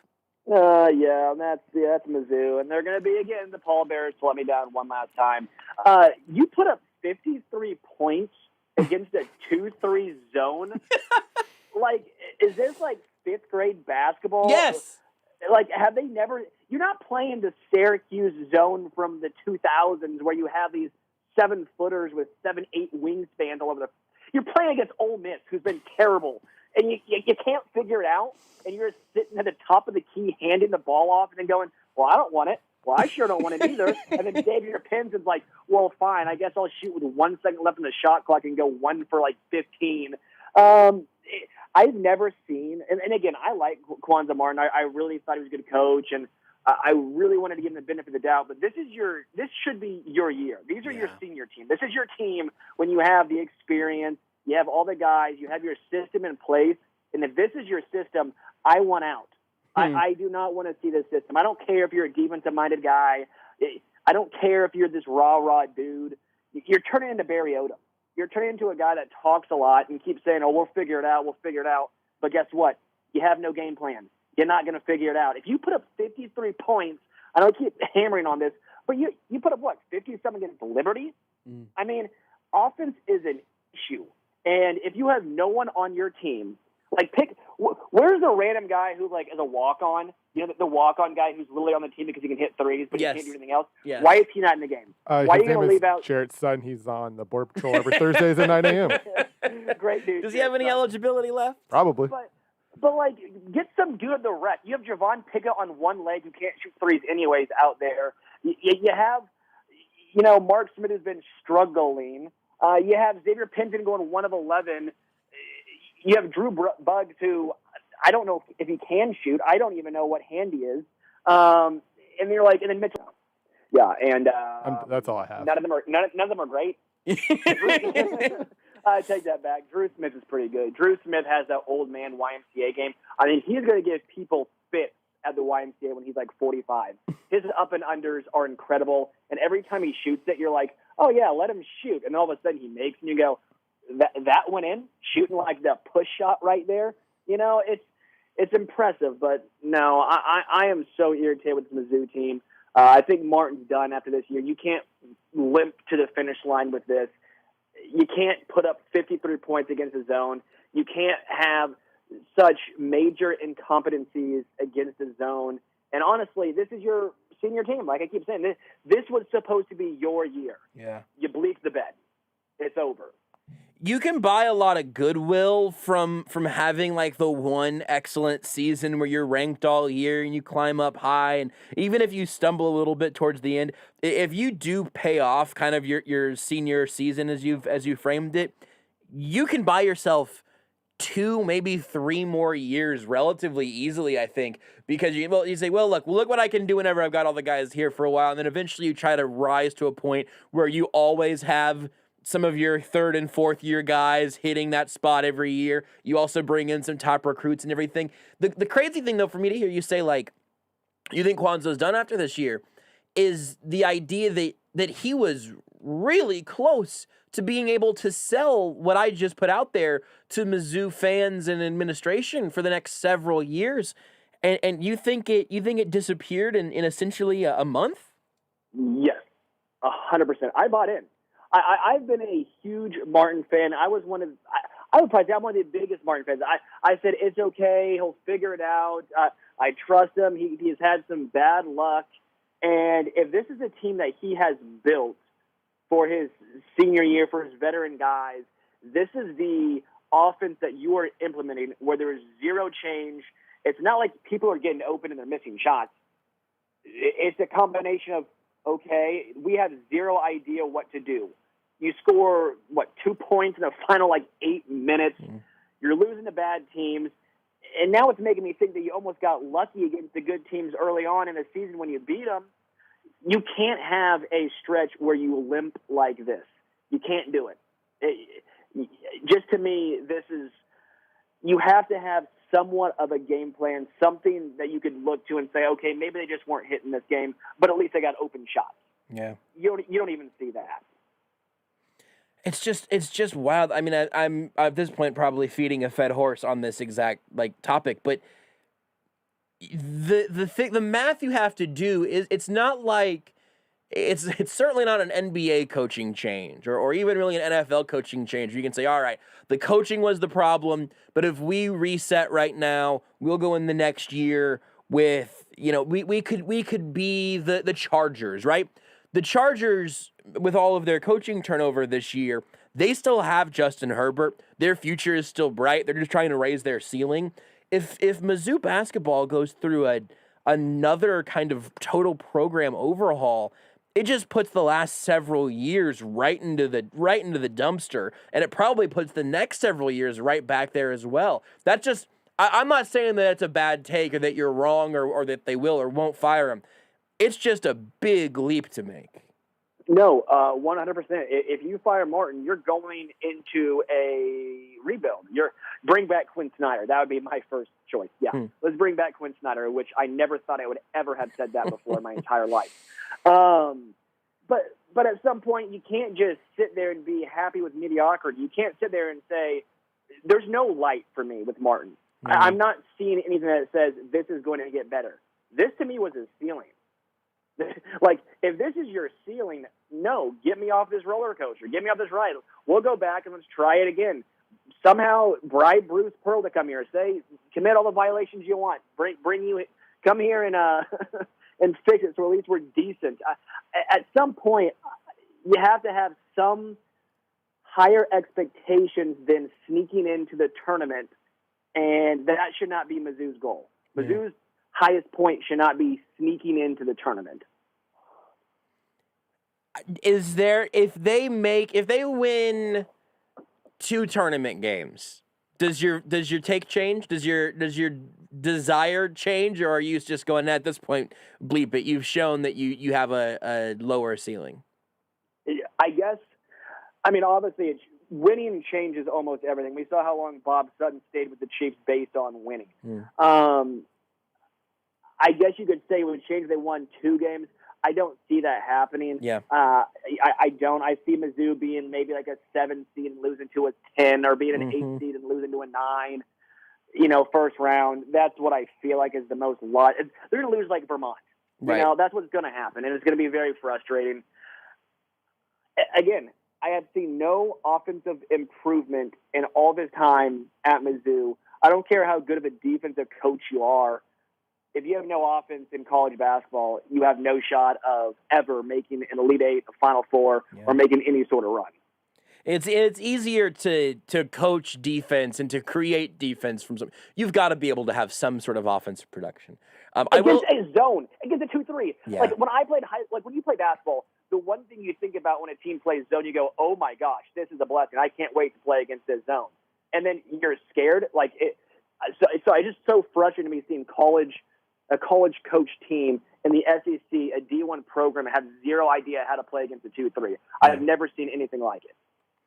I will try to give Mizzou credit this way. I think Mizzou Twitter is my favorite of the local college basketball Twitter sort of experiences, where KU can get very toxic at the drop of a hat and then gets very excited again whenever that hat gets picked back up. K-State Twitter just out here vibing. They don't really have much to bring to the table at this point, but Mizzou Twitter, oh boy, Mizzou Twitter's got some heat for literally every occasion at this point. Happy, sad, doomed, self-aware, whatever it is. Mizzou Twitter is my favorite of the local college basketball Twitter spheres for sure. It's like, have you seen the movie Split? No, I'm aware of it. I haven't seen it. That's Mizzou fans. It's the 23 emotions, and it happens all in one day. That's what we do. Right, and you know it. You can look out from beyond and look back and go, oh, this is who we are, and that's worth something.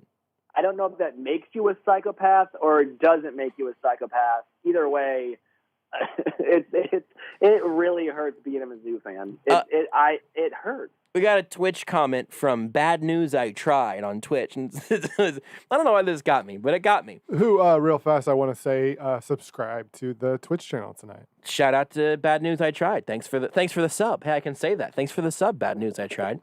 They said, being a Mizzou fan is like calling your old friend just to say hello, but your friend is darkness.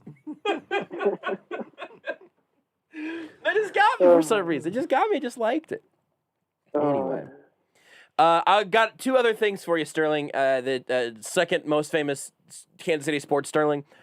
You mentioned the Chiefs for some reason. I don't remember what it was. I think it was Bob Sutton. I'm going to use that as the segue.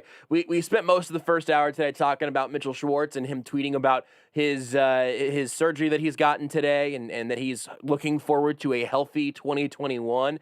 There are obviously different ways that back surgery can pan out. But if you take kind of the optimistic tone from his tweet at face value, how big of a deal is that? Oh, this is absolutely massive. If you don't have to find 2 tackles before next season, that is huge. That's a massive weight off of the Chiefs and Brett Veach's shoulders.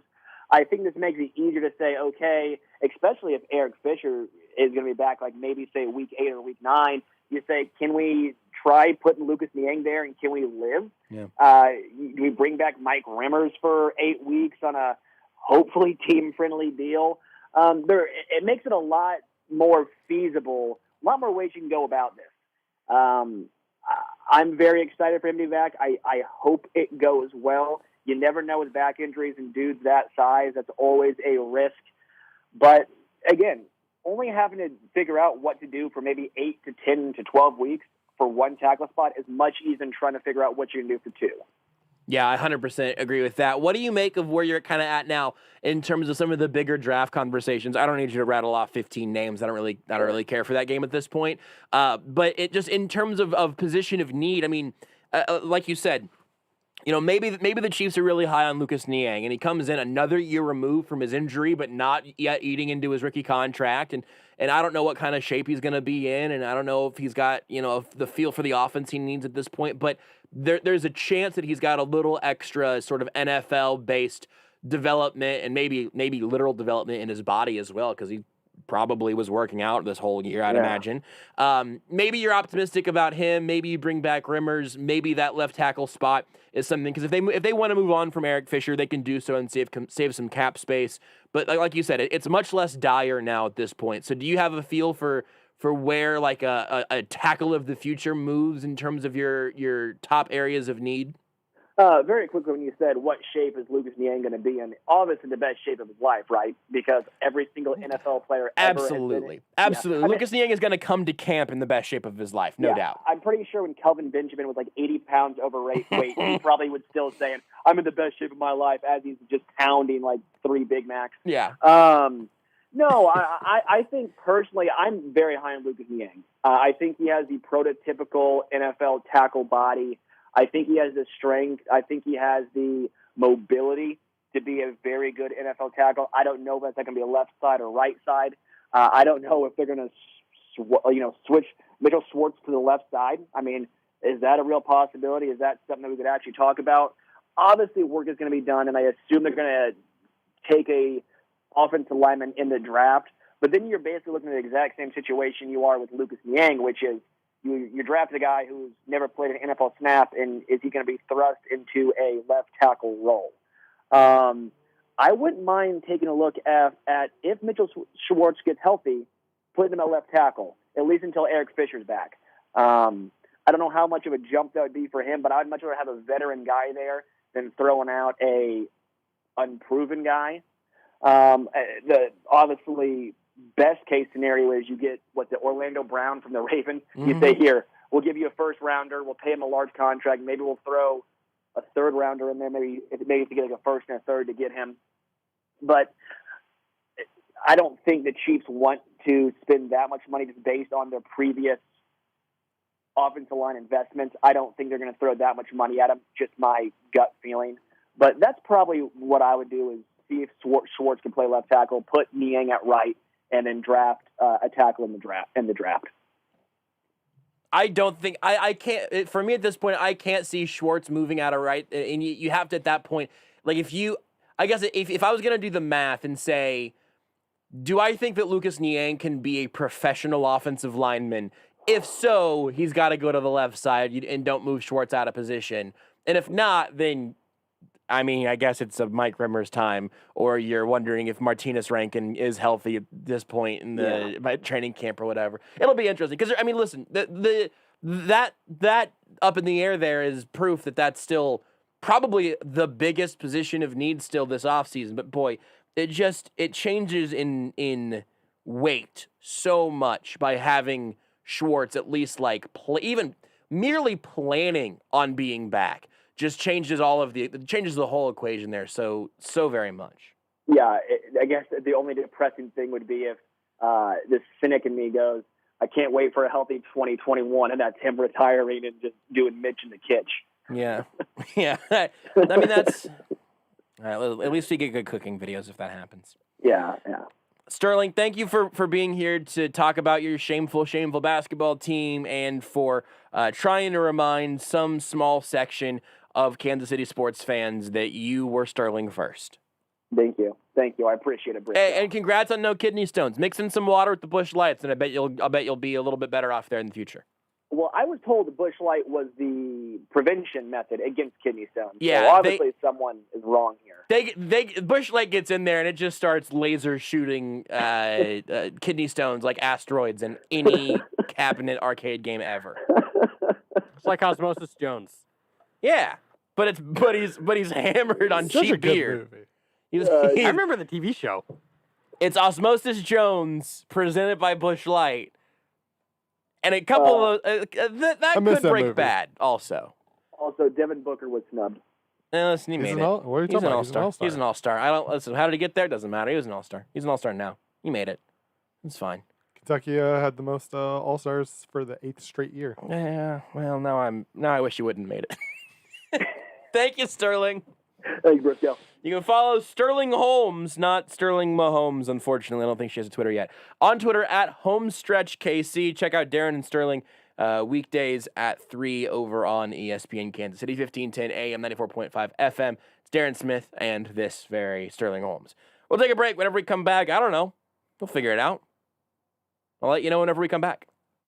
Did you know you can listen to Almost Entirely Sports anywhere, anytime? Well, you can. Just search for Almost Entirely Sports wherever you get your podcasts. February marks the final month of the Mercedes-Benz Certified Pre-Owned event at Aristocrat Motors. It's your opportunity to select your certified pre-owned Mercedes from our large selection and enjoy unlimited confidence with the unlimited mileage warranty combined with 2 payments on most models when financed with Mercedes-Benz Financial. Pick out yours today at Aristocrat Motors, I-35 and Shawnee Mission Parkway, or online at aristocratmotors.com. Offer ends February 28, 2021. MBFS offered with approved credit. Hey, Kansas City, how about a new career that is economic and pandemic-proof? How about the chance to get paid to learn a trade? Anthony Plumbing, Heating, Cooling, and Electric has a career for you. Reach out to them today at anthonyphce.com/careers or call 913-268-4669 and see how you can get a paycheck while you learn. Again, 913-268-4669. Anthony Plumbing, Heating, and Cooling. Technicians you can trust with your house keys. It's Family Leisure's Factory Direct Hot Tub Sale. We have hot tubs coming in every week. No need to wait for months. Come get your dream hot tub today. Family Leisure also has pools in stock for spring installation. Don't go another summer without a pool for your family. Come in and see our huge selection of patio furniture. Family Leisure is your one-stop shop for pool tables, shuffleboard, bar stools, and home theater seating. All priced to go. Mention 810 and save more at Family Leisure in Olathe. 913-888-7727. Awesome. Wasn't doing anything different, wasn't trying to train for a marathon or compete in American Ninja Warrior. Was just playing racquetball with my buddies, and that's how the injury happened. That led to Achilles surgery and years of chronic pain for Will Burt, a patient at QC Kinetics. There's always been tenderness and inflammation, and I had the surgery to repair the tendon, but it didn't repair my quality of life. Desperate for relief, Will tried the regenerative cell treatments at QC Kinetics, and finally the pain was gone. The good news is it's a solution without having to go under the knife. A solution that my body can kind of regenerate and take care of itself versus surgery, pain pills, rehab, and all that goes along with that. Patients like Will are raving over the results. Call QC Kinetics today for your free consultation. 816-412-6299. Thanks to the guys at QC Kinetics, quality of life is just a lot better. QC Kinetics off 435 and State Line. 816-412-6299. Your home for Sporting KC. Sports Radio 810 WHB. Russell to Espinoza, and he puts it into the roof of the net. I mean, there's no doubt that Roger still has a lot to give on the field. Tim Melia, utterly unbelievable. It falls to Polito, headed off the bar, and the rebound is knocked home by Johnny Russell. The MLS is back on your hometown radio station. Sports Radio 810 WHB. This is Almost Entirely Sports with Joshua Brisco. Friends who bleep on Virginia together stay together. Exactly. On Sports Radio 810 WHB.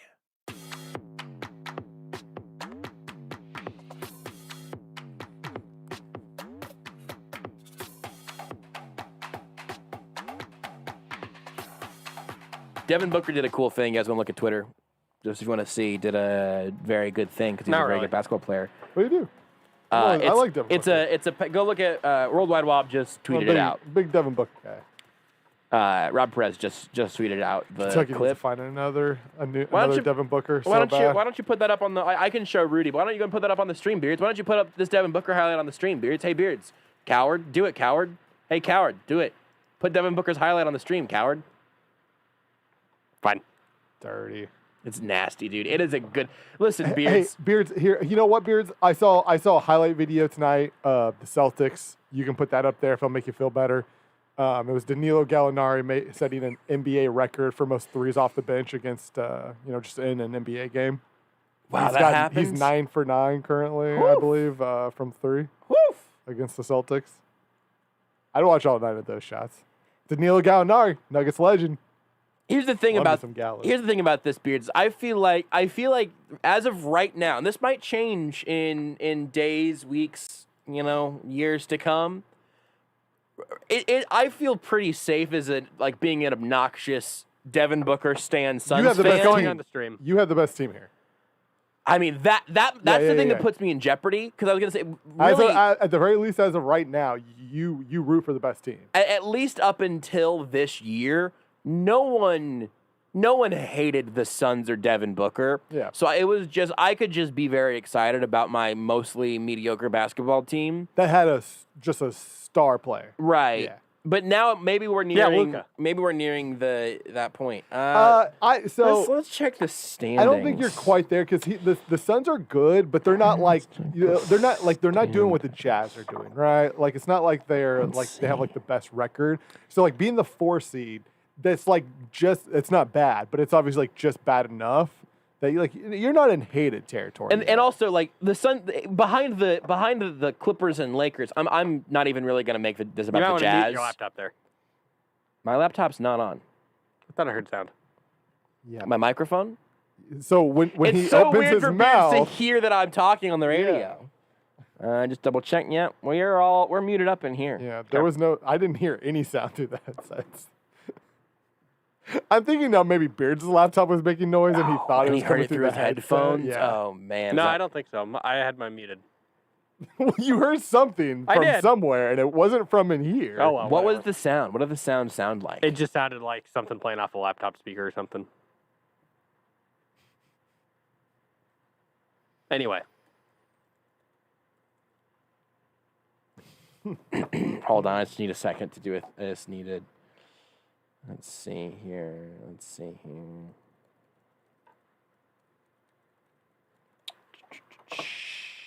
If the Celtics were in the Western Conference, they'd be the 10 seed right now. Hey, Beards, do you hear my computer now? That's very good. So anyway, actually, you know what? Nope, this is... Hold on, Rudy, go ahead and talk about what were you saying about the Celtics or whatever? I just noticed that if the Celtics, and this is typically the case because the Western Conference is just tougher than the Eastern Conference. It's not even necessarily knocking the Celtics. It's just the Western Conference is just a deeper conference. The Celtics were in the Western Conference, assuming they would have the same record, they would be the 10 seed. The Mavs are a 500 team right now, and the Suns are the 4 seed. Kiss my ass, Luka. Crazy that my computer's just saying this stuff. The Mavs? The Mavs, yeah. The Mavs are a 500 team right now, and the Suns are the 4 seed. Kiss my ass, Luka, it said.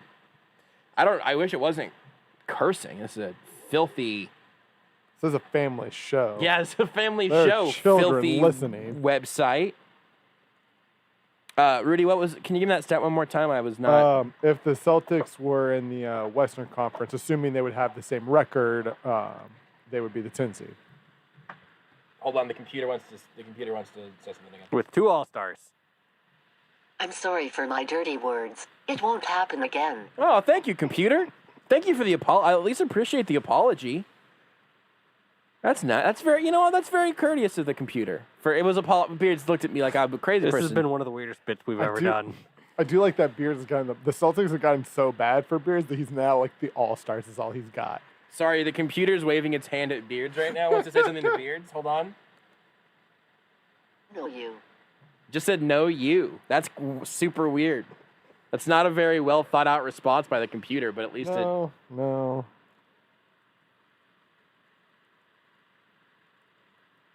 Anyway.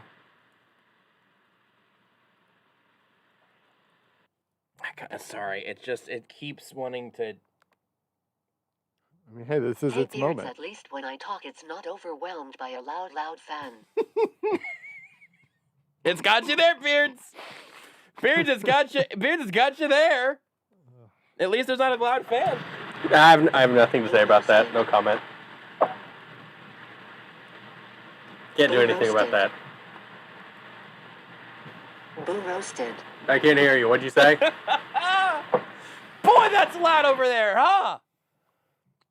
We should take a break. It's real loud. I think we should probably take a break. Somebody had another comment that I kind of wanted to read, but I can't remember what it was.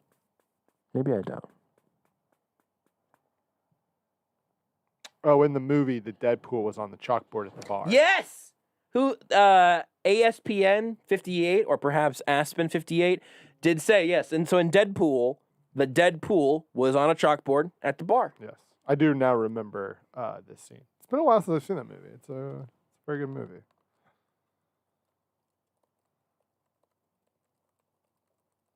Sorry, the computer wanted to follow up on that. Yeah. Wow, Josh, you're so smart and handsome and funny. Thank you, Well, computer. obviously it's a liar. I don't know. That's a faulty computer. I almost said defaulty. It's Stockholm Syndrome. It just seems pretty smart. It seems like a pretty smart computer to me. Hold on, I got one more thing to say. Hold on, one more thing from the computer. It looks like... Let's go to break. We'll be back. Take the show with you wherever you go. Listen live on the Sports Radio 810 mobile app and 810WHB.com.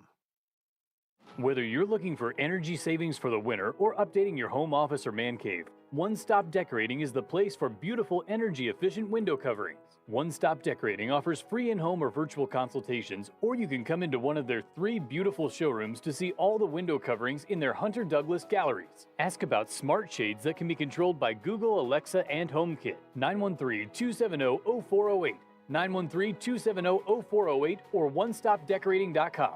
Your home, your windows, your style. It's Family Leisure's Factory Direct Hot Tub Sale. We have hot tubs coming in every week. No need to wait for months. Come get your dream hot tub today. Family Leisure also has pools in stock for spring installation. Don't go another summer without a pool for your family. Come in and see our huge selection of patio furniture. Family Leisure is your one-stop shop for pool tables, shuffleboard, bar stools, and home theater seating. All priced to go. Mention 810 and save more at Family Leisure in Olathe. 913-888-7727. Awesome! At Central Bank of the Midwest, we are focused on building strong communities across Kansas City. I'm Bill Ferguson, President and CEO. Our strong roots began more than 100 years ago in the heart of the Midwest and continue today across 5 states and 67 communities. Central Bank of the Midwest brings you the best of both worlds, a strong community bank with the resources and technology to deliver a legendary banking experience. Central Bank of the Midwest, strong roots, endless possibilities. Member FDIC, Equal Housing Lender. At Robert Brogdon in Olathe, you always get volume pricing, plus all available rebates on all new Buick and GMC models. Save up to $15,000 below MSRP on a new GMC Sierra, or up to $10,000 on a new Buick Encore GX. Looking for a pre-owned vehicle? Check out their inventory of over 200 used cars, trucks, and SUVs. Robert Brogdon has the best selection, the best service, and the best deals. Visit Robert Brogdon Buick GMC on I-35 in Santa Fe and Olathe, or online at robertbrogdon.com. On select models includes all available incentives and rebates. See dealer for details. As we all try and get back to normal after the devastating winter storm, Diamonds Direct is warming things up with some good news. We're extending our special finance offer 1 more week. Now through Saturday, you can get 5 years zero-interest financing on anything and everything. That means you can get a $10,000 engagement ring and pay just $167 a month. In the wake of the unprecedented winter storm, we realize your life was put on hold, so we're giving you this additional time to pick up where you left off. You can use this extended opportunity to get that post-Valentine's gift, prepare for your spring proposal, or just use it as an excuse to splurge for any upcoming occasion. Everything's included at any price point. Engagement rings, fashion rings, earrings, bracelets, bands, pendants, colored gemstone jewelry, and exquisite designer jewelry. At Diamonds Direct, we believe it's more important than ever to show your special someone how much you love them. So now through this Saturday, you can pick any item at Diamonds Direct, pay nothing down, and spread your payments over 5 years with zero interest. Diamonds Direct at 119th and Row. You're listening to Almost Entirely Sports. Hello everyone. Thanks for clicking this videos. I will show how to pronounce this word. Let's start. Penises. Penises. With Joshua Brisco. And one more time. Penises. And one more time. Penises. That's all. On Sports Radio 810 WHB.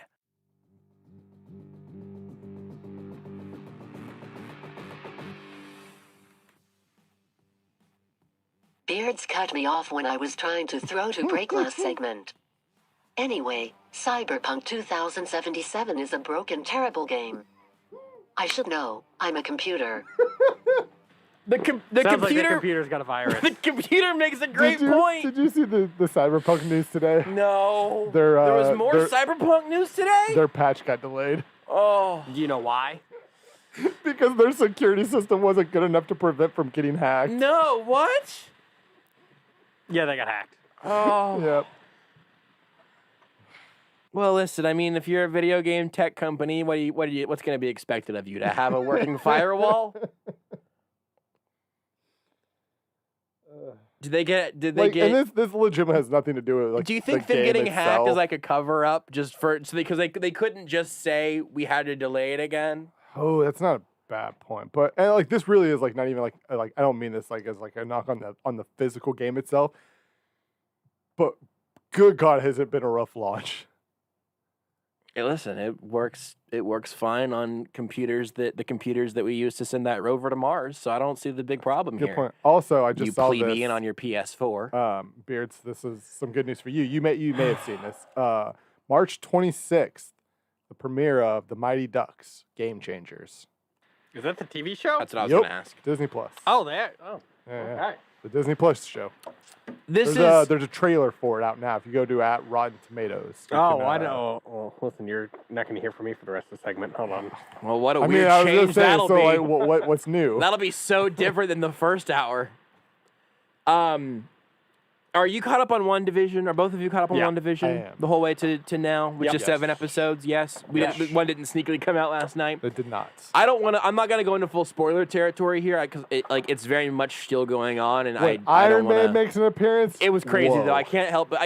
Here's the crazy Whoa. thing. I knew that they were gonna kind of set some stuff up in WandaVision, but the Snyder cut being in one episode of WandaVision, that's a DC And Thanos property. is just now a good guy.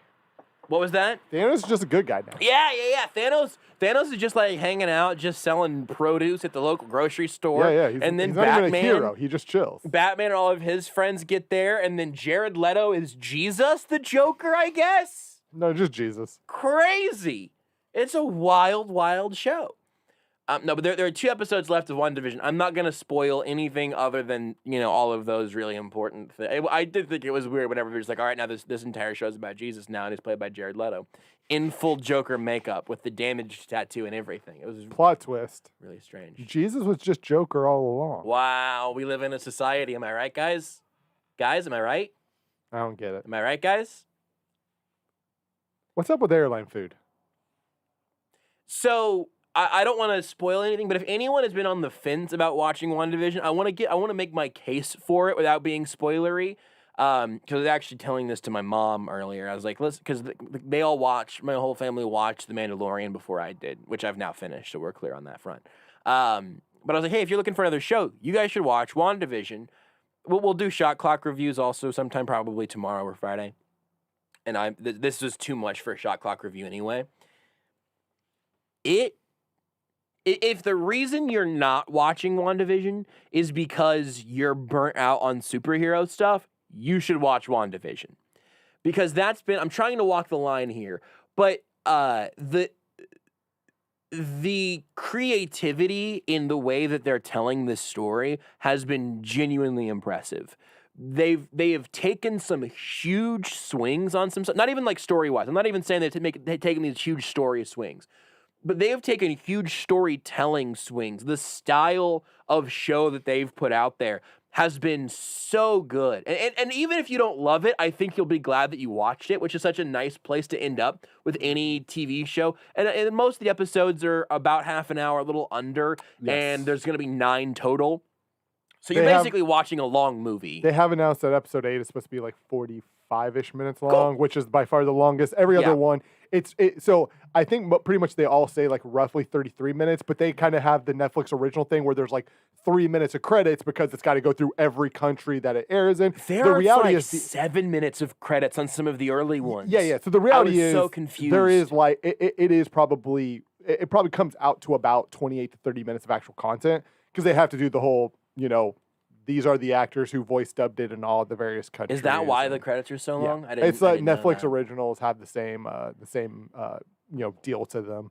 Disney Plus. I don't know why they have to, but they obviously either have to or feel like they have to. Disney Plus's biggest drawback at this point is that skip to next episode button it either never pops up or like it literally pops up when you're at basically the end of the credits. It's crazy. Peacock also has this problem. For me, like almost right at the beginning of the credits, it shrinks the video to the corner, It and has then not it's done got that the next until episode. so late into the thing for me, into the credits. It does it. I would say it does it once it gets to the after it gets to the actual WandaVision, like here, like through the main credits. Once it gets to that, like here are all the other countries, I just don't need any of the credits. I think there was actually a post-credit scene in the most recent episode that I didn't see because I think there was, if I remember right. I blazed through those. I was moving on to the next one, and then this time I just didn't stick around. I always, and this is an OCD thing. This is not even a Marvel thing. Where like I will let that play out, and that's just like for me, for whatever reason, it's like I have to just let it play out, and that's like 7 minutes. And that's just time I spend on my phone, like catching up on Twitter or something. Because like during the show, I'm not watching any Twitter, right? Or I'm not looking at like anything on my phone, right? So it's like that. Now, of course, I'm not binge watching the shows. I've just been watching the shows as they come out, so I'm watching. That's fair. You can just when you're at the last episode, you can just let it roll. All right, but like I'm like that even when I am binge watching a show where I let it roll because of a weird OCD thing, and then I use that time to like get caught up on Twitter or whatever. Except for The Office, I never did it on The Office because I knew I was just going to rewatch these episodes. You'll get to the credits eventually.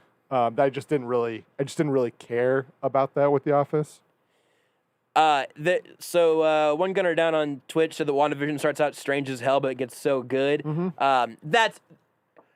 If you're gonna go in, you gotta plan on sticking through the first few episodes. Not even because they're not good. Usually, that's somebody they're says like so different. Someone says, "Oh, the first season of this show is like you just got to get through season 1." It's like, well, that's a lot of stuff. The Expanse is that way. A lot of things are that way. A lot of things don't find their footing. I talked about on Shot Clock reviews. It's like season 1's a little rough, but the rest of the seasons are amazing. A lot of shows don't find their footing until they've been able to work through some things. Or there's the reverse, where the first season's amazing, the other ones you can skip. That's fair. But with WandaVision, it's just stylistically things change so much, even within the course of the season. The one thing that I'll compare it to that this might be infringing on, if you want to go into the show without knowing anything about kind of like the storytelling gimmick, then this might infringe on that a smidge. But there was a show, I believe it's a Netflix original called Maniac. It's Maniac. I wanted to say Manic. I think it's Maniac. With Jonah Hill and Emma Stone, that I've said similar things about, where honestly, that show's not great. It is Maniac. Okay, cool. It's certainly not perfect. It might not be great. It doesn't fully pay off on all of the things that it seems like it wants to set up, but it's good and it's creative as bleep. Like the core conceit of that show is so interesting to me that like I enjoyed watching it just purely kind of for like the storytelling device reason of it. WandaVision does that for me, and I'm kind of interested in what it's going to mean for the Marvel Cinematic Universe and all that stuff, but less so than I'm interested in is it a fun watch. I didn't ever go watch Agents of S.H.I.E.L.D. because I don't need more Marvel Universe flavor text. I just don't. It never really appealed to me that much. Like I enjoyed the show, and part of that was because like it helped, explain some of the. It helped explain what was going on in the world, which I'm always interested in. Like, okay, here's what's happening here, but what was happening like everywhere else? Because like there's this whole obviously world, but it was a very just standard superhero-y show, right? Like it was, there was nothing. It was a very good show. I mean, weirdly enough, it's like Rotten Tomatoes has it as like a top 5 Marvel Cinematic universe TV show / movie, sure, which surprised me because it's good. I just didn't think it was necessarily like WandaVision, where I think WandaVision is truly special because of how unique and different it is. There are some real highlights in S.H.I.E.L.D. and there's some others that are just kind of but there's some really good stuff in that. I completely acknowledge and believe that. It just doesn't really appeal to me because a whole bunch of episodes of a totally fair random superhero TV show doesn't really appeal to me. But I say all of that to set up even more that I really like WandaVision. I'll also say this about Mandalorian, since I mentioned that a second ago. it will scratch whatever Star Wars itch you have, and also it's very good as a television show. Mandalorian was excellent. Has been excellent. I guess there's going to be more, but it's a long layoff, and it doesn't. John Favreau. I don't think there's going to be that long layoff. I think it was a relatively long layoff. Tremendous director, producer, all that stuff. I think the main, you know what I think it is? I think, and this might be Mandalorian spoiler territory. Early 2020 is when it is expected. The first part of season 3 will air in early 2022. Okay, you said 2020. I was like, that's definitely not going to happen. They've cyberpunked that one right up. I think what it was actually that so slightly is Mandalorian spoilery. Let me rephrase that. That has actually not been officially announced. That's just what people are expecting, I guess, because they have April 5th, 2021 is when they will begin shooting. So just everybody is basically saying, first part to air in early 2022 is when they should have it out, based off how they got season 1 and season 2 out. I'll say this: season 2 wrapped up in a way where you're not like. That could have been the end of the show, and it would not have been like a weird way to end it. And I think that there's some timeline stuff happening at the end of between season 2 and season 3, but I don't want to get into it too much. Partially because I don't really know, and partially because I don't want to spoil it for anybody. Everyone should probably watch WandaVision, though. It's been fun. Very good. I've enjoyed it. I don't know if I'm going to be around. The Loki show starts right after WandaVision wraps up, pretty much, right? Starts in June now. It got pushed back. Falcon and Winter Soldier is supposed to start. I don't remember that the exact date, pretty but much it's basically right after. Yes, that's right. You mentioned earlier that Loki got delayed. I don't know if I'm going to be here for Captain America, Falcon, whatever. Winter Soldier, Falcon. I don't remember. Falcon and the Winter Soldier. Yeah. Clearly, I'm extremely invested. You know what I am ready for? Baseball. We'll talk to Alec Lewis of The Athletic next. You are listening to Almost Entirely Sports with Joshua Brisco on Sports Radio 810 WHB. Oh, ship! I need to get this package downtown by noon. Don't worry. There's a brand new on-demand delivery service by Z-Trip. It's Z-Shipping. Are you shipping me? No, we're shipping your packages. For the quickest, affordable, on-demand courier service, visit zshipping.com. zshipping.com.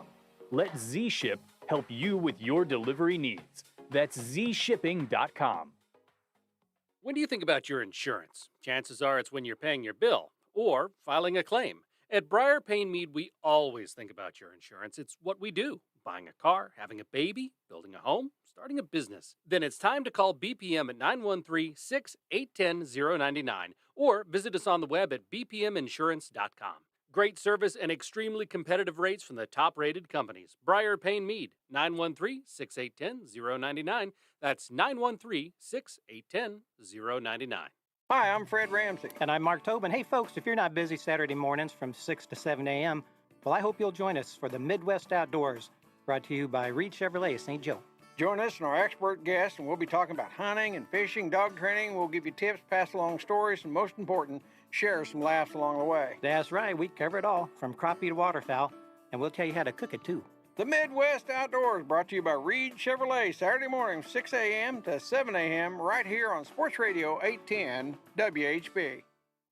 Do you follow Sports Radio 810 on social media? This is your reminder to give us a follow and hit that subscribe button on Facebook, Twitter, YouTube, and Instagram at Sports Radio 810. Follow along for breaking news as it happens, live coverage of press conferences, analysis and reporting from top local and national experts, fan videos, and on-the-ground coverage of your favorite local teams, as well as the best sporting events and athletes in the country. Turn on your notifications so that you never miss a beat, and follow the leader at Sports Radio 810.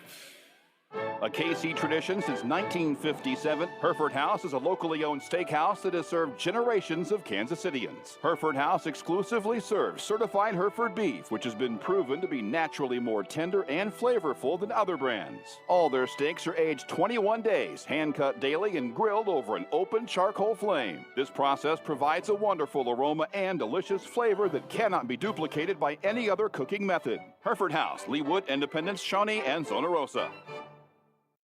Every weekday on Sports Radio 810, tune in to hear Kansas City's favorite local lineup. At 6 a.m., wake up with a Border Patrol with Stephen St. John and Nate Bucati. At 10, it's The Zone with Jason Anderson. Now at 2, get into the program with Soren Petro. And wrap up your day on Almost Entirely Sports with Joshua Brisco. Kansas City's hometown sports station. Sports Radio 810 WHB. Number one all day, every day. Kansas City's hometown radio station. 20 years and counting. Sports Radio 810 WHB, Kansas City. Hello there. I'm Mark Robbins. Tiger Woods is alert and recovering in his L.A. hospital room after surgery yesterday on both legs for the damage caused in Tuesday's one-car crash in Southern California. And the L.A. County Sheriff's Department labels the crash purely an accident.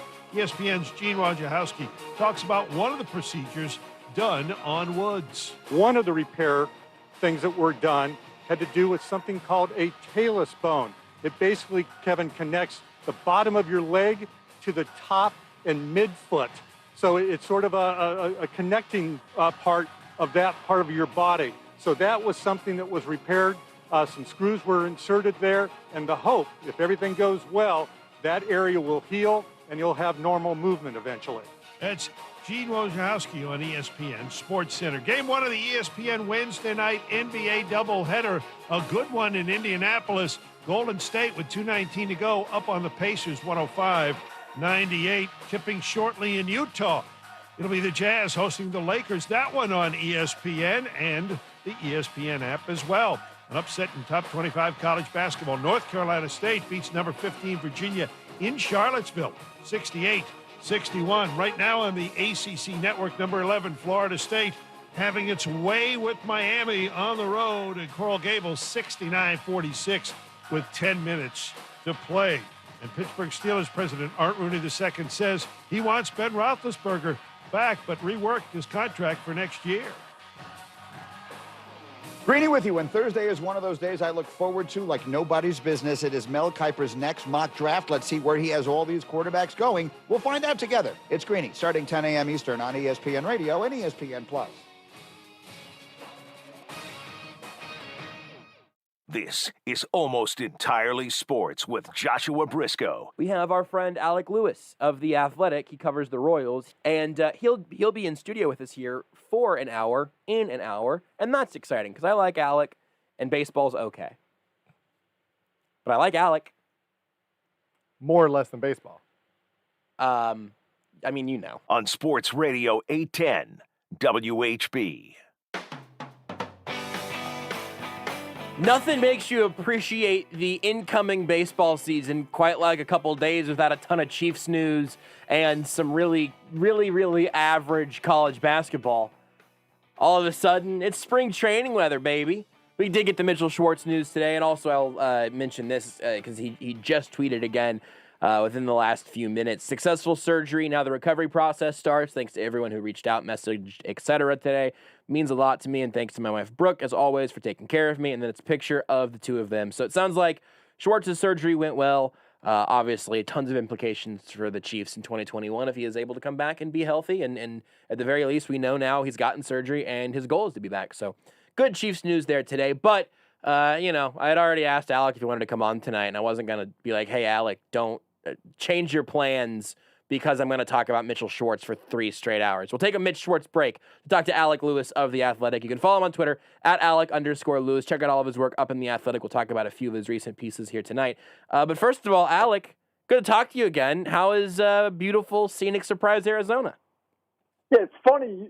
I know you're going to talk about Mitchell Schwartz. I almost hung up because during the break, you had the ESPN update, and this guy was talking about Florida State Miami basketball as if it was double overtime in the national championship. He had like a snarl in his voice, and I was like, "What is going on?" Surprise is good. It's really hot here, and I have a mask tan. First person in the world to accomplish that feat. I have a sunburn on the top half of my head, not the bottom, but.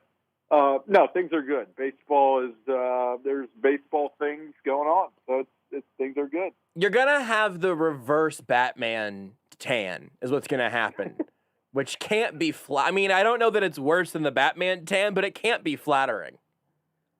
Yeah, I was like in the hotel. I'm staying in a hotel in Phoenix, and I was downstairs last night eating dinner in the hotel restaurant, and I was like about to take my mask off. Should I do it? Should I just eat under? Like, what? What are these people going to think of this look? It's rough. It's rough, but look, I'll get back to Kansas City, and it'll really be rough. We'll see. We'll make it through. How long are you in Surprise? Are you there wire to wire this year? No, it's funny, when I checked in the hotel for 2.5 weeks, the 2.5 weeks I'm going to be here, the woman at the desk said, "Welcome home." So 2.5 weeks, I'll be out here, get to see the start of games, and so no, there's a lot of excitement, a lot of buzz. It sounds like it. Yeah, it sounds like it's absolutely, your phone's ringing off the hook right now. We're excited about this game going into this Miami college basketball game, and it's just a lot of, I think as you said so artfully earlier, baseball is happening. Yeah, it's funny. I was out at the facility today. The Royals, they had a lot of pitchers throw lives. They throw, and hitters are in the box, and it's kind of a nice way for them to get in the swing of things. And I was tweeting some videos. I had one staffer text me, like, "You're really excited for this pitching performance in February, and also you need to zoom in on your video because you don't know what you're." I was like, okay, this is going great. I'm too excited, and I can't take video. So I'm really serving a purpose. I'm glad that, here's the thing, because like you tweeted a video of Bobby Witt Jr. hitting a baseball very, very far. And that's one of the things in this life that's really getting me hyped right now, really getting me through the days. The issue is that at most I can see the top of Bobby Witt's head and then like the back of his bat. Like the way that you are set up here does keep us from seeing the people that you mentioned in the tweet. Yeah, I told the person who sent me that text, I was like, okay, I'm sorry, my phone can't take out the fence that I'm looking through, and then the screen after the fence. Like, I'm really sorry you guys have me. I mean, we bounce around. There's like 4 different fields on the backfields, and you can watch behind each one, and there's like a little barrier, as if I'm going to barge in and climb the fence. There's like a little barrier keeping us at bay. And so, yeah, the shots, like that Bobby Witt home run, it was, I'm sorry, I wish everyone could see just how smooth everything looked and where the ball actually went. But, I'm not a wizard, unfortunately. Can you explain this tweet? I get it, but I would like for you to explain it, please. Jackson Coar's changeup would make Bugs Bunny jealous. I'm surprised. I don't know. I know your baseball knowledge. Bugs, scouts, they have all these weird terms, and when a changeup is really good, they call it, he's got a Bugs Bunny changeup. Which makes no I didn't sense. know that was a phrase. I'm actually learning this then. Yeah, so there's like a GIF/video, and it might be in some movie or show, and I'm not as Bugs Bunny educated as that, but there of him throwing a pitch, and it forces the hitter to swing and whiff like 3 times. Yes, so I remember that clip. I didn't know that was a thing that was commonly said amongst baseball scouting. Yep. Right. Yeah, it is. Yeah, that's a Bugs Bunny changeup. I mean, some of these verbiage. I mean, these guys. It's so funny. Sometimes these scouts talk about, he's got a good body, he's strong arms. Like, are you describing? Like, what are you describing? This is a baseball player. Bugs Bunny changeup. Jackson Coar, obviously one of the top Royals pitching prospects, has probably the best changeup in the entire Royals system. I like Chris Bubich has a really good one, but and you saw it today. It's just hitters think there's a fastball, and then the baseball just seems to like put on a parachute, and they just are out in front of it. So that was the purpose of that goofy tweet, one of like 57 I had today. I just wanted to know kind of like the logic that led to you putting that tweet out, because I was familiar with the video, but I didn't know that there was an actual baseball scouting backstory to that, which is very exciting. Really really connects the dots for me. I'm going to save my Mizzou question for the end, just so you have to deal with the fact that you know that's coming. Just so you know. Sure. Awesome. You've written a bunch of things up in the Athletic as of late that I was going through the ones that I had missed earlier today, and there's some big picture stuff. There's some super specific stuff. You just go read. If you're listening to this show, you're probably subscribed with the Athletic at this point. Maybe you subscribe for Chiefs coverage. Did you know you get all the baseball coverage there? Also, it's right there. Go read Alec's baseball coverage. Damn it. But my favorite concept is the idea of the realist's guide to a perfect Royals season. Like to what goes well in a world where you're not totally playing Calvin ball. And you've got a whole bunch of stuff that I want to dig in on a few of them individually. But what was the headspace on kind of setting that up? And then even bigger picture than that, what do you think a successful Royals season right now would look like with the standards that we've set, in the first days of spring training? Yeah, someone I think in the comments said, a realist guide to being perfect. That makes sense. Good job, Alec. I was like, yep, I don't know. So what went into that was 2 years ago, Rustin Dodd had written a similar type story, and I give all the credit. I told him before, I'm like, look, this is a good idea. And is it okay if I just hijack it? And he was totally okay with that. So I was appreciative. Broadly, I mean, with the moves the Royals have made to get serious for a second, they've obviously added Carlos Santana and Mike Minor to give innings and Michael Taylor to play center field and Greg Holland and Wade Davis in the bullpen and traded for Andrew Benintendi. I mean, they've made moves to make them more competitive. Last year, obviously, I believe they went 26-34. They finished the season 12-5, which tied the record, tied the league lead for the best finishing record. So with that momentum, and then continued with the momentum of the moves they made this offseason, I think there's the broad expectations that they're going to win more games. I mean, percentage more games. It's hard to just say expectation just to put a winning number on it. I mean, like Vegas has it at 71.5. Fangraphs has it at 78. I kind of think the likeliest is in the middle of those two numbers. I think 75 seems pretty fair. And then if people stay healthy and some of the players overperform, then you could go even higher than that. I mean, they split last year against Cleveland and against Minnesota, and so and they improved. And Cleveland obviously worsened, losing Francisco Lindor and Carlos Carrasco. So there's reason to think they could take another step. But it's all about health to me. I just think that's just going to be such an important piece because lineup depth, I'm just not so sure. And then pitching, arms are really hard to predict. So if they stay healthy, you could conceivably believe they win 75 or more games, I would think. And a lot of the stuff in terms of what the perfect season would look like realistically is about the guys in the system developing along the path that you would hope to see. And some of the bats bouncing back, some of the pitchers sort of staying on their current trajectory, but leaving the minor league implications and even the guys you expect to see in the majors at some point, leaving that out for the time being.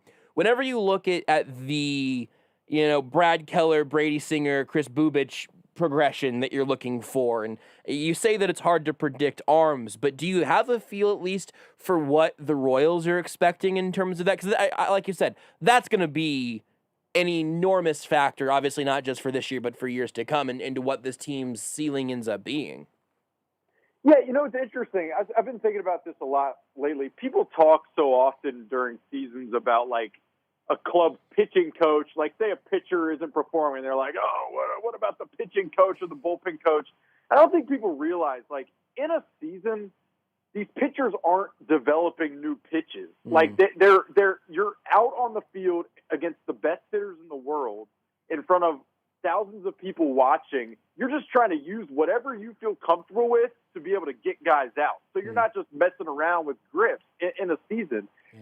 So for these guys you mentioned, the Brady Singer, Chris Bubich, Brad Keller, their development, a lot of that happens in off seasons, and that's physically, like workout wise, that's with specific pitches. Like Brady Singer has continued to work really hard on his changeup, and that's delivery stuff. Chris Bubich has done a lot just to shorten his arm stroke to be able to repeat his delivery more and be more consistent, which he had been consistent but struggled at times last season. And so for those guys, yeah, there's reason. Brad Keller, just another full season. There's reason to believe with those developments that they've made in the offseason and then just experience that they take another step. I mean, for me though, we talk about this guide, and you might had planned to ask about it, but I had Adalberto Mondesi at the very top, and it was for a reason. I mean, I think a lot of this Royal season is about health, and I think a lot of it is also going to be about Adalberto Mondesi. I mean, he's still young. He's 25, but we've been through, I mean, if you've watched the Royals over the years, just the peaks and valleys of seeing what he's capable of doing, but then what he struggles to do often. And for this team and this lineup to click the way I think they think it ultimately could, he's just got to be more the guy he showed that he could be at the end of last season. And it's difficult, and there's a lot of factors at play and variables, but his presence and potential success is just so critical for this team. There's no overlooking that.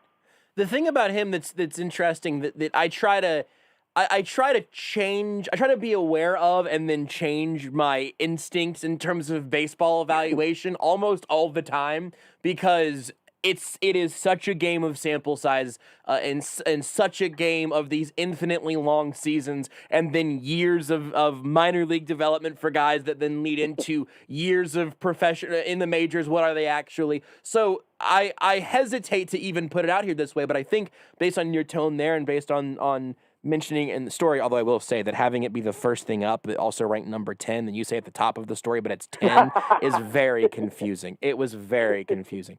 The thing with him there in all of that to lead towards, I am hesitant always to say, this is the time that we're really going to make big sweeping judgments about a player. And this is the year that we're finally going to make some of our final judgments and everything. But do you think that even with the fact that every baseball evaluation is years and years and years in the making, and thousands of games in some cases, certainly hundreds of games, do you think it's fair to say that this is that the clock is ticking on Mondesi, that this year is going to be the year that it's okay to just accept whatever he shows us as being the legitimate, real Adalberto Mondesi?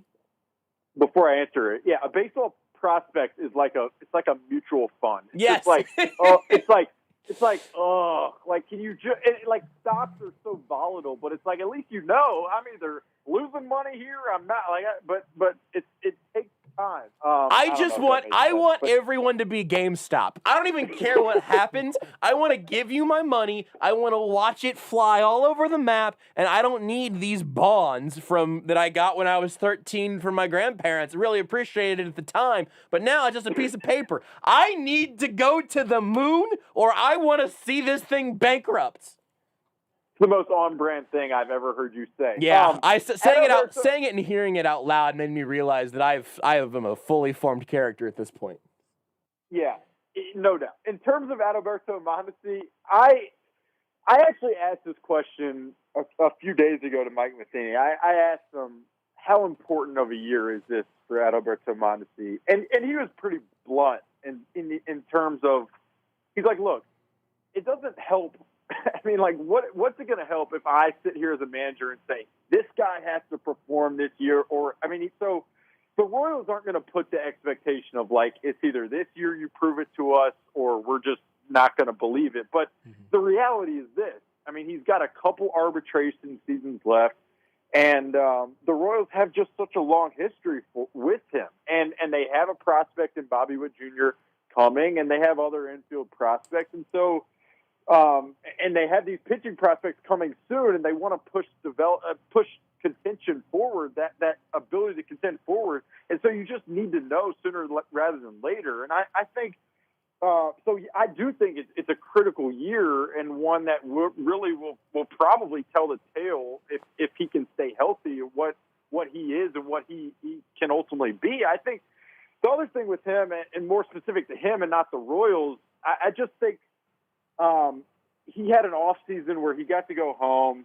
He was healthy. He got to work out. He showed up in really good shape. Man, he's always obviously the fastest dude on the field, but he showed up in really good shape. I was walking around today. It's obvious. And I just think, having been through the protocols last year and just the hectic nature of it, to know it all and to come in this season having bounced back last year, I think for him, I'm somewhat optimistic that he's going to be able to at least be more consistent. And baseball is just such a crazy, ridiculous, hard game that it's hard to get long-term sample. But I think he's shown what he's capable of, and that's being the most talented player in the ballpark on any given day.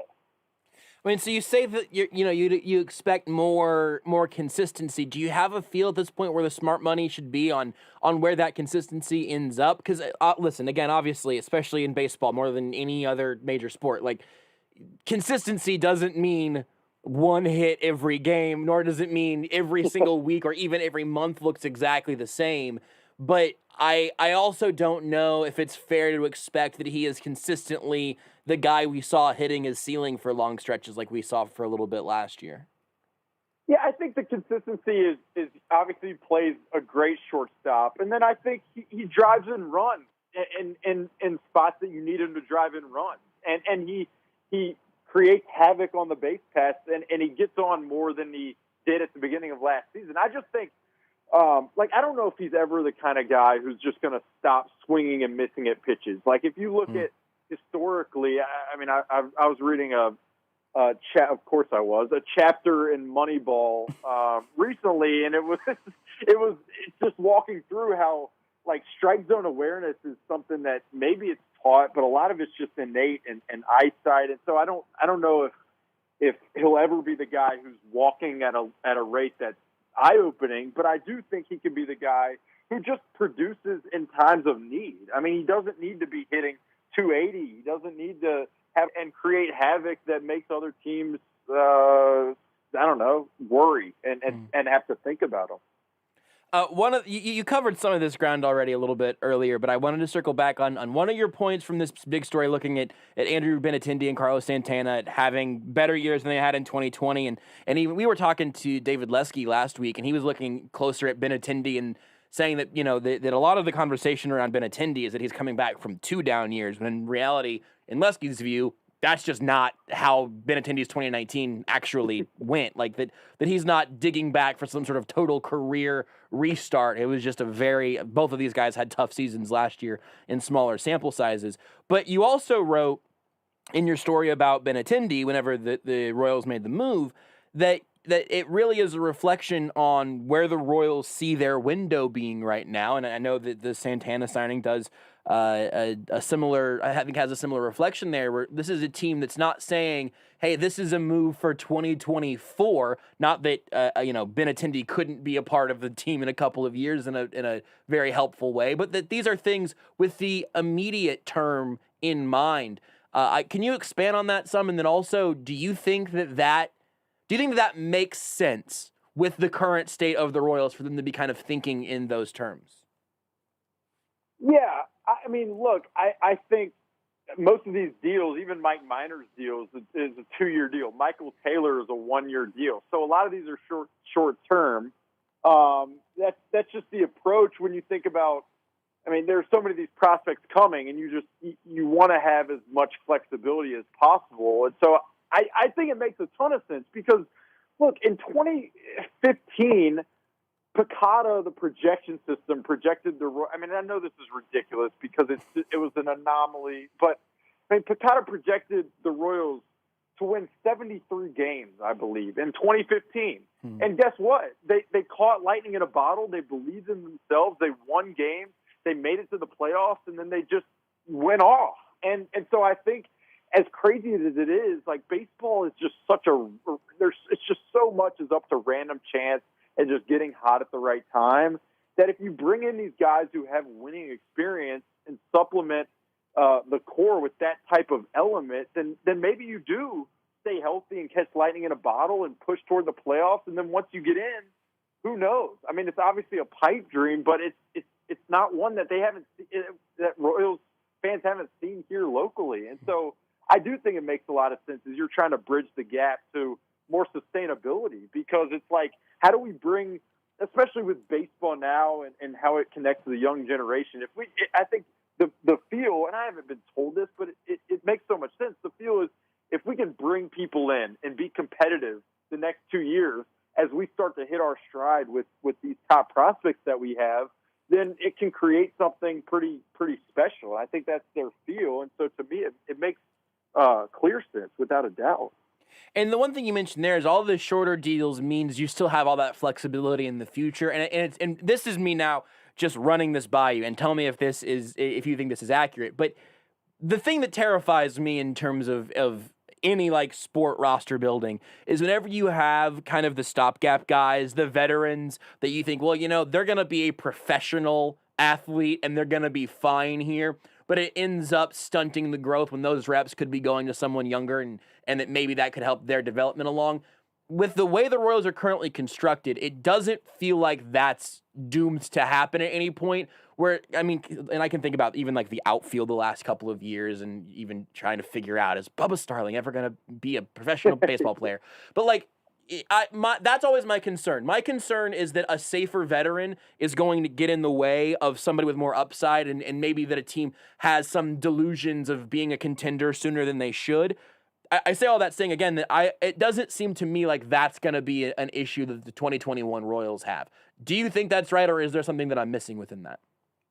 No, I think you're right. And a lot of it, let's think about the pitching side, okay? So a lot of these young arms who a lot of fans probably think, like, is Daniel Lynch, he's got to be ready. Why are we signing Mike Minor? Why are we signing Irvin Santana? Why are we giving Jacob Junis and Danny Duffy rotation spots? Well, here's the deal. These guys didn't pitch full seasons in 2020, and their arms aren't built up to pitch full seasons. So, like, those guys, if you want them in crunch time, can't even pitch the whole season, or unless you want to just blow their elbows out. Yeah. So the Royals, your point is 100% right, and they're not, those pitchers to be able to stay healthy need some of these veterans to shoulder some of the innings. That's just the nature of it. On the hitting side, I mean, like people will say, like Bobby Witt is 20 years old. They rushed it. They pushed it with Adalberto Mondesi.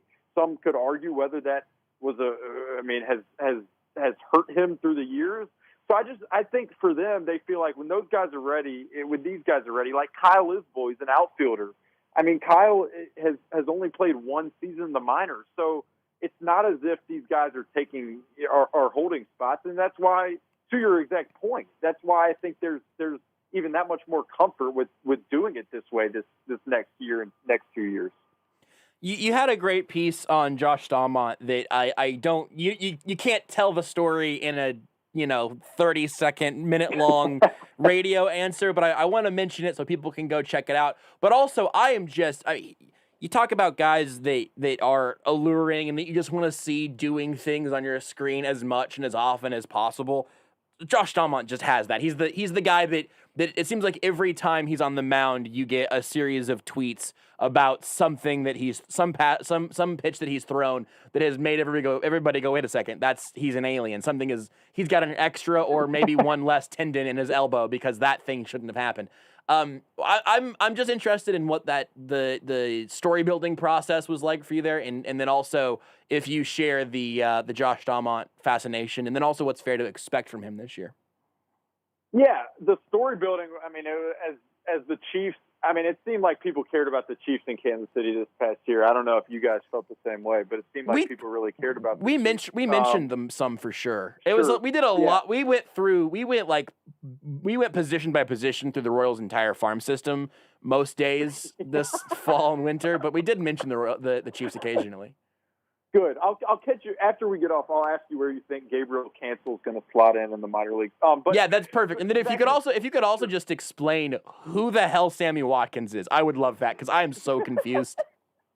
But Josh Thumma, I mean, the story building process was cool. I called pretty much every coach he's ever worked for and had time to do that because Nate and Seth and our whole athletic team did such a good job on that side. Rustin. So for me, it was great. I had time to kind of just, I don't know, work on a story in the way I think in a perfect world you get to work on every story. And I mean, he's such a like talking to him is you'll ask him a question and he'll go on and he'll be like, yeah, I'm sorry, man.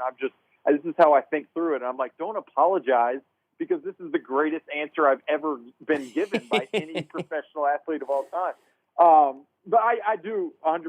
I share that intrigue. When he gets on the mound, I mean, he throws 102 miles per hour, and it looks like, I don't know, it just looks so easy. And it's fascinating to know kind of how that's come to be. And what's fair to expect this year? It's a good question. I think the Royals will probably be flexible with the bullpen, so I don't think they will have some distinct closer if the game is in crunch time in the sixth inning. You could see Josh Thumma. But I think just him continue to gain experience and throw strikes. I mean, as long as he throws it anywhere near the plate, he's going to be successful because he throws it faster than GameStop's headed to the moon. So, it should be interesting to watch. You're 100% right. When he's on the mound, it's I mean, for Royals and people who don't even love baseball, I think it's appointment viewing that I don't know, people would enjoy. Yeah, for sure. It can just be hard to find that. Like, you're right, appointment viewing for people who don't like the guys who show up on the screen where I have a reason to be like, hey, Renee, watch this, and maybe she'll go, oh, that seemed different. I don't know if that'll happen for Josh Thumma or not, but it occasionally happens with the Chiefs. Football does that sometimes. Baseball can do that, whenever steroids are being used. Barry Bonds. I mean, really, I've thought about this a lot too recently as the Chiefs are playing football and people were talking about them. But baseball's inability to connect with the youth is part of why I love like Pitching Ninja on Twitter. It just makes the game fun and cool, and the game can be fun and cool, and it's really interesting. But I think so often there are parts of it that make it seem very not fun and very not cool. I don't know. I hopefully for somebody that story was like, wow, this is awesome and that's cool. Maybe I'll watch them because that's I don't know. It's the more of that for young people, the better for the game. And I'm not Mr. Steward of the game, but I mean, it's I'm reading a chapter in Moneyball. I should probably be passionate about it. It's fun, but the story is also fun. I also just realized, because I read this story on my computer at home, I just scrolled to the bottom again now of the story on a different computer, and the emoji technology that The Athletic apparently has that I did not know it had until this story. I've got a different tomato emoji and a different orange emoji on my browser here than I did on my computer at home. Technology is incredible. I ended a feature with an emoji. That was for me, stepping outside. I mean, we talk about stepping outside of our comfort zones. I mean, ending a story that I wrote with an emoji. Oh my God. Oh, I couldn't believe they let that go. Yeah, great. It's really powerful. All right, so now tell me how Mizzou makes you feel, and then we'll let you go. Oh boy. How Mizzou makes me feel. Mizzou basketball, Mizzou basketball. I don't know if you saw this, Alec, but they lost last night. Here's my situation with Mizzou basketball. I could talk about last night's game, and that would be great, and people would people may enjoy it. I could talk about this season as a whole. But I just would, the issue I have is you got this one season where this team isn't very good, but some people think they're good. And then if you look at what's coming these next few years, it's, you, Josh, could get a scholarship, I think, and play for Mizzou basketball. I think I have at least 1 year of eligibility left. I honestly think you could have played last night, but I really would like to see you. I really would like to. It would be more enjoyable to watch if you were on the court. I know that. And that really, to be true, like the direction of the program is what's like honestly very concerning. They're not recruiting, and so if it's like if the answer to that is well they're doing it the right way, then I'm gonna sit here and be like, well, okay, I guess if you want to pay $3 million a year for someone to do it the right way, but your team just sucks, then like I'd love to hear the explanation. But like I'm rambling now because it's just that's the part. It's like you have this 1 year where fans can't even get into the team because the team isn't good. Sorry, but the team's just not that good. And it's like, oh, this is our year. We're going to make the tournament and lose in the first round to William and Mary. And then next year you're going to be watching Josh and Rudy and Beard. Rudy at least has the height. Like, at least Rudy could go up. Right. I wouldn't mention him for no reason. Come on. So that's I got a nice jumper. No, so that's I mean, it's just brutal. I don't know. Missouri it'd be cool if they're relevant, but they just aren't, and it's unfortunate. About an hour and maybe 10 minutes ago on these same airwaves, Sterling Holmes was also advocating for cheating. That's both of you, independently, both of you ended up in the place where you're saying, bleep doing it the right way. Get a bag of money, get a McDonald's bag, fill it with cash, and bring me a good athlete, damn it. Like, that's where you're at right now. Don't clip this, what I'm about to say, but I've been watching Alabama play Arkansas, and Alabama's like top 10. And, I just am so proud of that program for being able to provide such a valuable education that attracts some of the best athletes in the world to play basketball there for a program that is just so storied. Just to think about that, I just hope Mizzou gets there one day. That's my greatest hope in the world, really. All right, so now, Beards, don't mark that. Don't mark this. Don't save all of that for future reference. Alec was very clear with his instructions. Last thing, Alec, is I don't really have anything question-wise from your story about the first full workout, but I do want to note the fact that your story does end with you recounting the noise of an airplane flying overhead and a maintenance vehicle making some other noises beside you. So now even your stories are being plagued by random motor noises. So even though this segment wasn't, that story was, and that filled my heart with joy. I'm trying to think of like what subconscious thing in my life deals with the like hums of motors or something. I don't know where I am going. I have no idea. But I thought about heading out of my hotel and trying to pick up a moped or something. I don't know. If we get you on from Surprise itself at some point, if you just wander around outside, an old man in a golf cart will buzz by you. That I can promise. So next time. So am I going to have to? Oh, you're going to get me on from Surprise at 9 p.m. How we're going to have to make the workout at night? Yeah, no, just hang out. Just wait for us there. When do workouts usually wrap up? 4 p.m. Yeah, 4 or 5 hours, whatever. You can listen. You can read Moneyball. Read Moneyball in the sun, and even out your mass suntan. Right, that's what I was going to say. I might just want to stay there in the dark, so I don't have to show my face and how it looks right now. No, but, you can hold Moneyball over the top half of your face, but take your mask off, and then just do that. I'm going to read Moneyball. I'm going to read this book when we get off the phone. Don't you doubt it. How many times have you read that book? 4. 0. Oh wow, this is your first time through. Correct. Wow. Yep. There's a movie. I've seen the movie. Did you know that there's a movie? That is amazing, Rudy. I've seen the movie many times, but I was like, you know what? I do this writing thing. I should probably know like the ins and outs of this with the job that I have. It's an interesting book. I enjoy it. It's just that it's not a good movie. Yeah, it's a very good movie. If you haven't the Arm, Jeff Passan's book, also love it. Truly amazing. Is that a movie yet? No, not yet. But all right, well, holler at me whenever it's a movie. Holler at me whenever Jeff Passan gets Brad Pitt and Jonah Hill involved in the project. Maybe I'll be interested. What if it's like just Jonah Hill, but no Brad Pitt? Yeah, for Or sure. vice versa. Just Brad Pitt, but no Jonah Hill. If it's Jonah Hill playing Jeff Passan, I'm in. I like it. You know, you guys start talking about movies, and I'm just like, I'm doing the Simpson GIF backing into the head. I mean that's Josh too. Yeah, this is Right, right. This is a pretty safe space for having not seen movies. Like I do have this job, and I've not seen or read Moneyball. I'm not like proud of it. It just never happened for some reason. I don't know. I'll get the audiobook or something. Yeah, we need to make that happen. We really.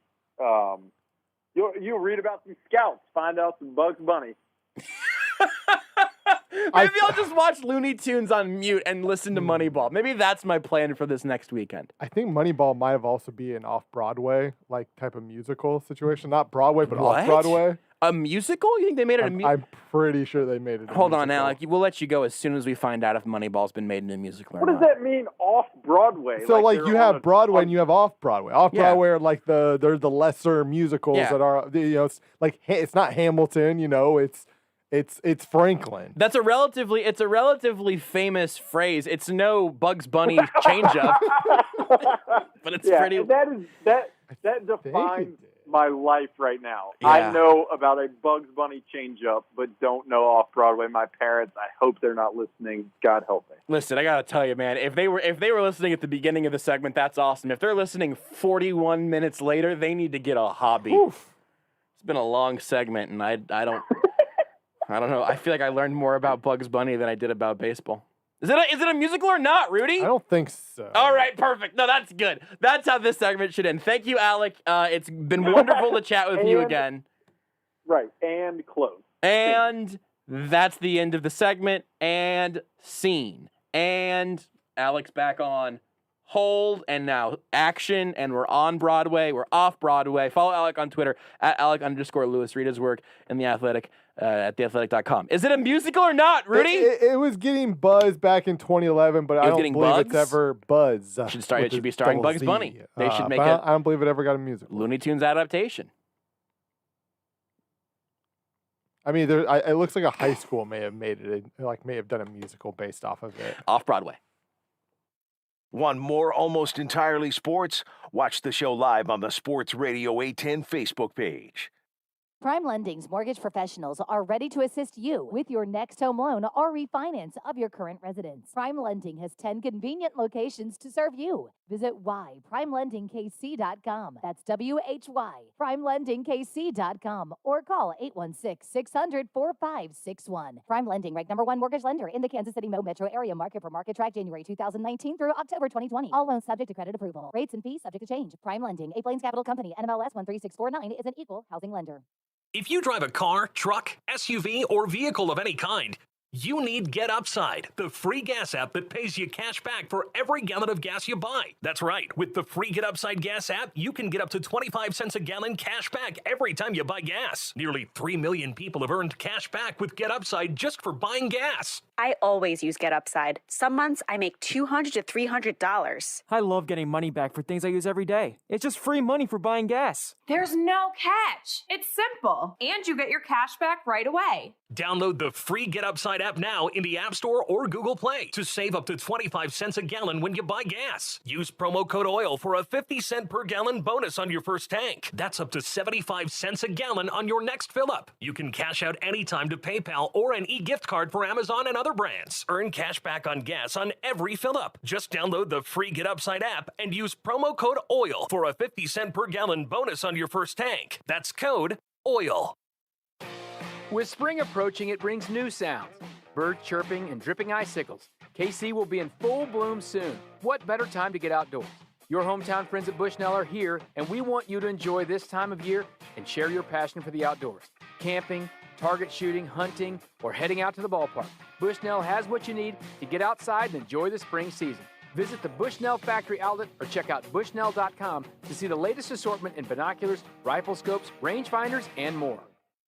Winter is coming, so plan now to keep those bugs out with Augustine Exterminators. Now is the time to establish and or maintain a barrier around your house. Don't let it break down. At Augustine Exterminators, they have you covered. Augustine Exterminators is a family-owned, Local business since 1966. All of their techs are certified in both Missouri and Kansas. In fact, check out their amazing reviews from all their KC area customers. They're also a Quality Pro and Green Pro company. Augustine also does carpet, rug, air duct, and tile cleaning. They have an excellent referral program as well.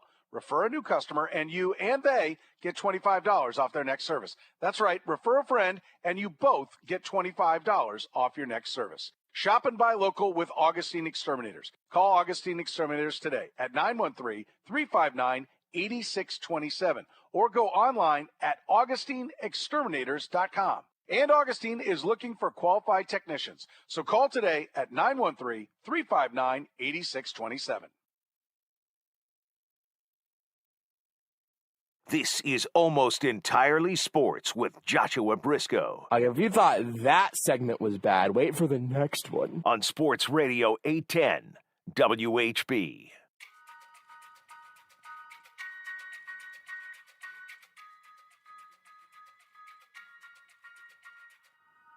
Thanks again to Alec Lewis. You really should be reading his work up at The Athletic. I know I say this literally all the time, but I always mean it.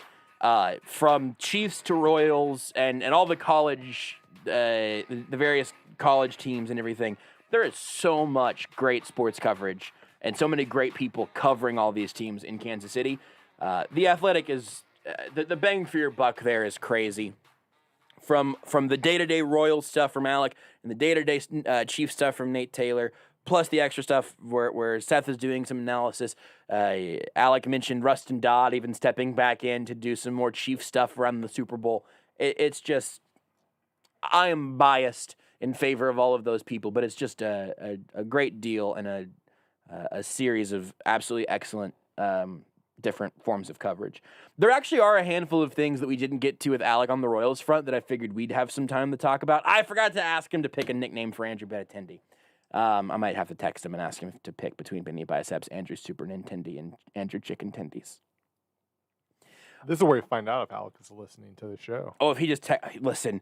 Because he does. He does yes. listen to the show. You will get random text messages from him throughout the show addressing topics that we have talked about on days in which we are not having him on. He is a listener. If he listens for the remaining 15 minutes of this hour after being on for 40 minutes, that's above and beyond. I know it's not above true, and beyond but in insanity. my heart, I'm gonna believe that Alec is actually like Chaotic Warrior or One Gunner Down. Oh, one of the on Twitch. Like, I know it's not true, but oh boy, would that be great. You think Alec is secretly he's a tier 1? Is tier 1 or tier 3 the highest? Tier 3 is the highest, yeah.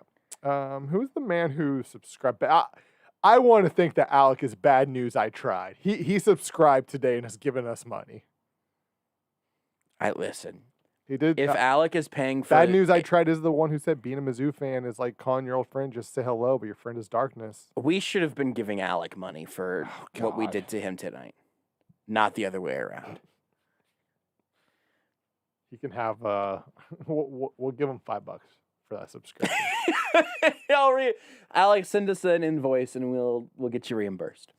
The couple of things that I do think are interesting. Listen, the whole the Royals organization for the next decade is honestly going to be determined by how the pitching all ends up. And also just the sheer amount of pitching. They won't all be major leaguers, and they won't even all need to be good for the Royals. But we've even seen this throughout baseball in the last several years. One of the reasons you get all these, we've talked about this also. One of the reasons you just keep drafting pitchers is that the ones that hit excellent. If you get a couple of aces, you're in amazing shape. Then you can get some rotational pieces. You can fill out your bullpen, but also you can trade arms for bats. That's a trade that you want to be on you want to have the pitching originally, and you can find some bats in someone else's minor league system that are going to get it done for you.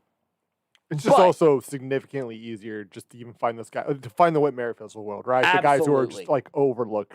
It happens. Every team's kind of got that pitcher who was a bit like that, but it's usually more of a bullpen guy than a rotation guy. There are some examples. Dallas Keuchel was overlooked. The Astros loved him because of his spin rate. That's what they saw. That now spin rate doesn't. A guy's not sliding down. If a guy has a crazy spin rate, everybody in baseball knows about him. They know like who that he is, guy right. is not sliding under the radar anymore. But with that being acknowledged, that's going to be the thing that largely determines where the Royals are headed for the next several years. A couple of those guys that we are having very focused conversations about this year, like Mondesi. We didn't even talk about Hunter Dozier with Alec, but like the guys that are here right now that we have to figure out what we being the Royals or us as covering them and everything.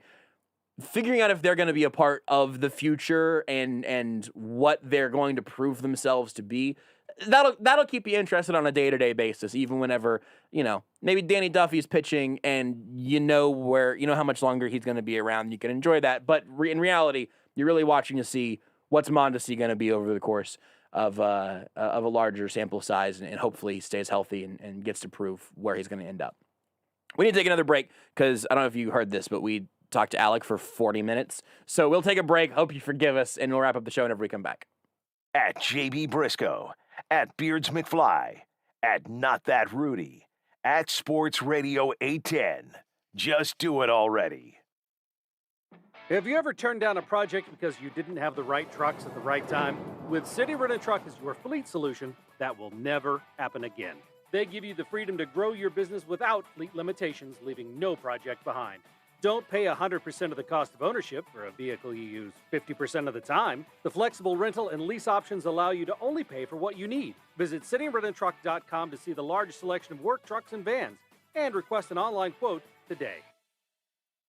At Mercedes-Benz of Kansas City, our executive loaner fleet is a cut above the norm, featuring an assortment of 2020 Mercedes-Benz models. Now combine that with 1.99% financing on most of our executive loaner cars, and you have a golden opportunity to make your next vehicle a Mercedes-Benz.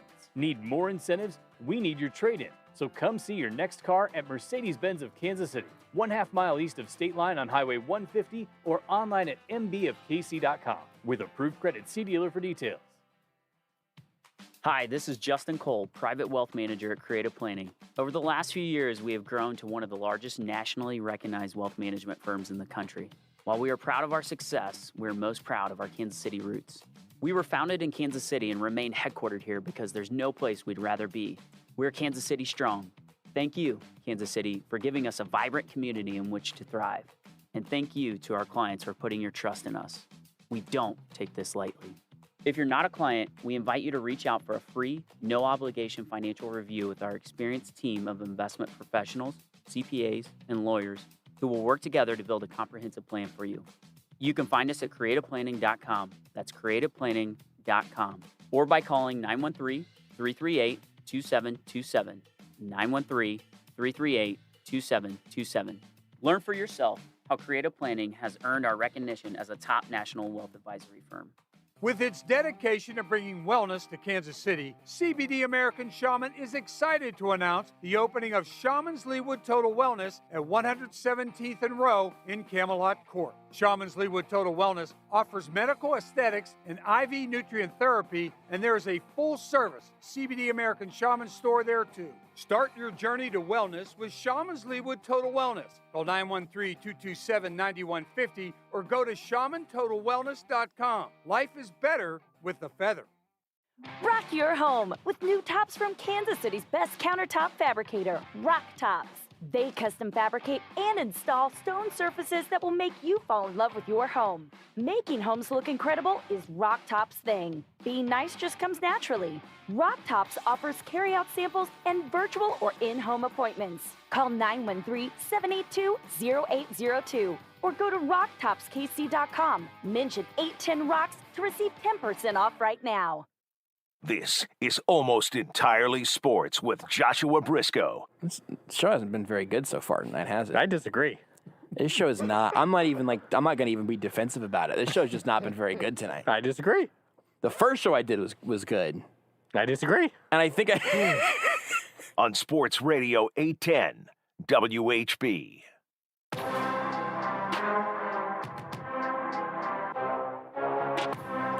There's a lot of things I haven't gotten to yet. We'll use this last segment as a bit of a catch-all. Although the Ringers video game GOAT bracket has also gotten down to their Sweet 16, so we can probably get through that relatively quickly. if you guys want to return to that. Also, here's my question while I try to get the link up. Did you guys know that apparently you're supposed to refrigerate raisins?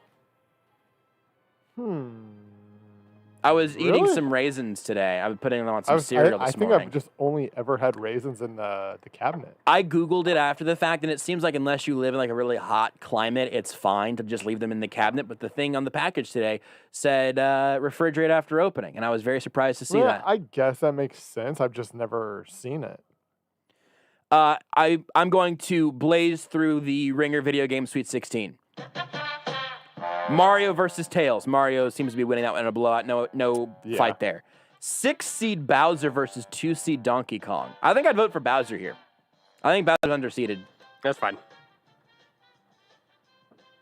Rudy's opinion scorched my eyebrows. No, that's fine. We'll move on to the next one. Yeah, I like Donkey Kong. 1-4 Sonic versus Pac-Man. This one's interesting because Pac-Man's most iconic form is like 5 pixels. Sonic is a little more of like Sonic's a better character, right? Yeah. I mean, Pac-Man's not really. There were some games that made Pac-Man like a character, but he's not really a character. There's also a lot of Nintendo properties on this, like Yoshi versus Ryu from Street Fighter. It's got to be Yoshi, right? Yeah. Link versus Arthur Morgan from Red Dead Redemption 2. That's sad. It's Link. That's sad. It's a lot of Nintendo. Yeah, but Lara Croft versus Pikachu. It's a lot of It's Nintendo. a lot of Nintendo. But here's the thing, man. Nintendo has the best, has historically the best characters. No, I know. I'm not disagreeing. Yeah. Master Chief versus Samus is kind of interesting.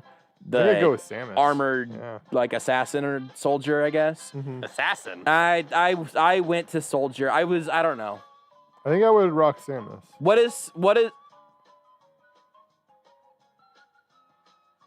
I mean, that's one way you could have and did say it. Tony Hawk versus Mega Man is offensive to me. I don't really care about Mega Man. They're both not very good, honestly. I don't really care about Mega Man, but Tony Hawk is the last remaining actual human being in this list. Mega Man, though, the game on the Game Boy Advance was fire. The RPG game, it was great. You would like it. Thanks to Alec Lewis and Sterling Holmes for joining us. We'll do it again tomorrow, 7 to 10, and we'll talk about, I don't know, whatever. Lesky will be on tomorrow. We'll do a little more Royals talk. I've got some other big stories. We'll talk about Alex Smith, what he said, a bunch of interesting stuff, but we'll do all of that tomorrow. Tonight's show's over. Until next time. Bye, Mom. You are listening to Entirely Sports with Joshua Brisco on Sports Radio 810 WHB. Now that football season is over, spring training is right around the corner. Even if it doesn't start on time, you have no excuse not to start your own spring training. You can get yourself back in a game.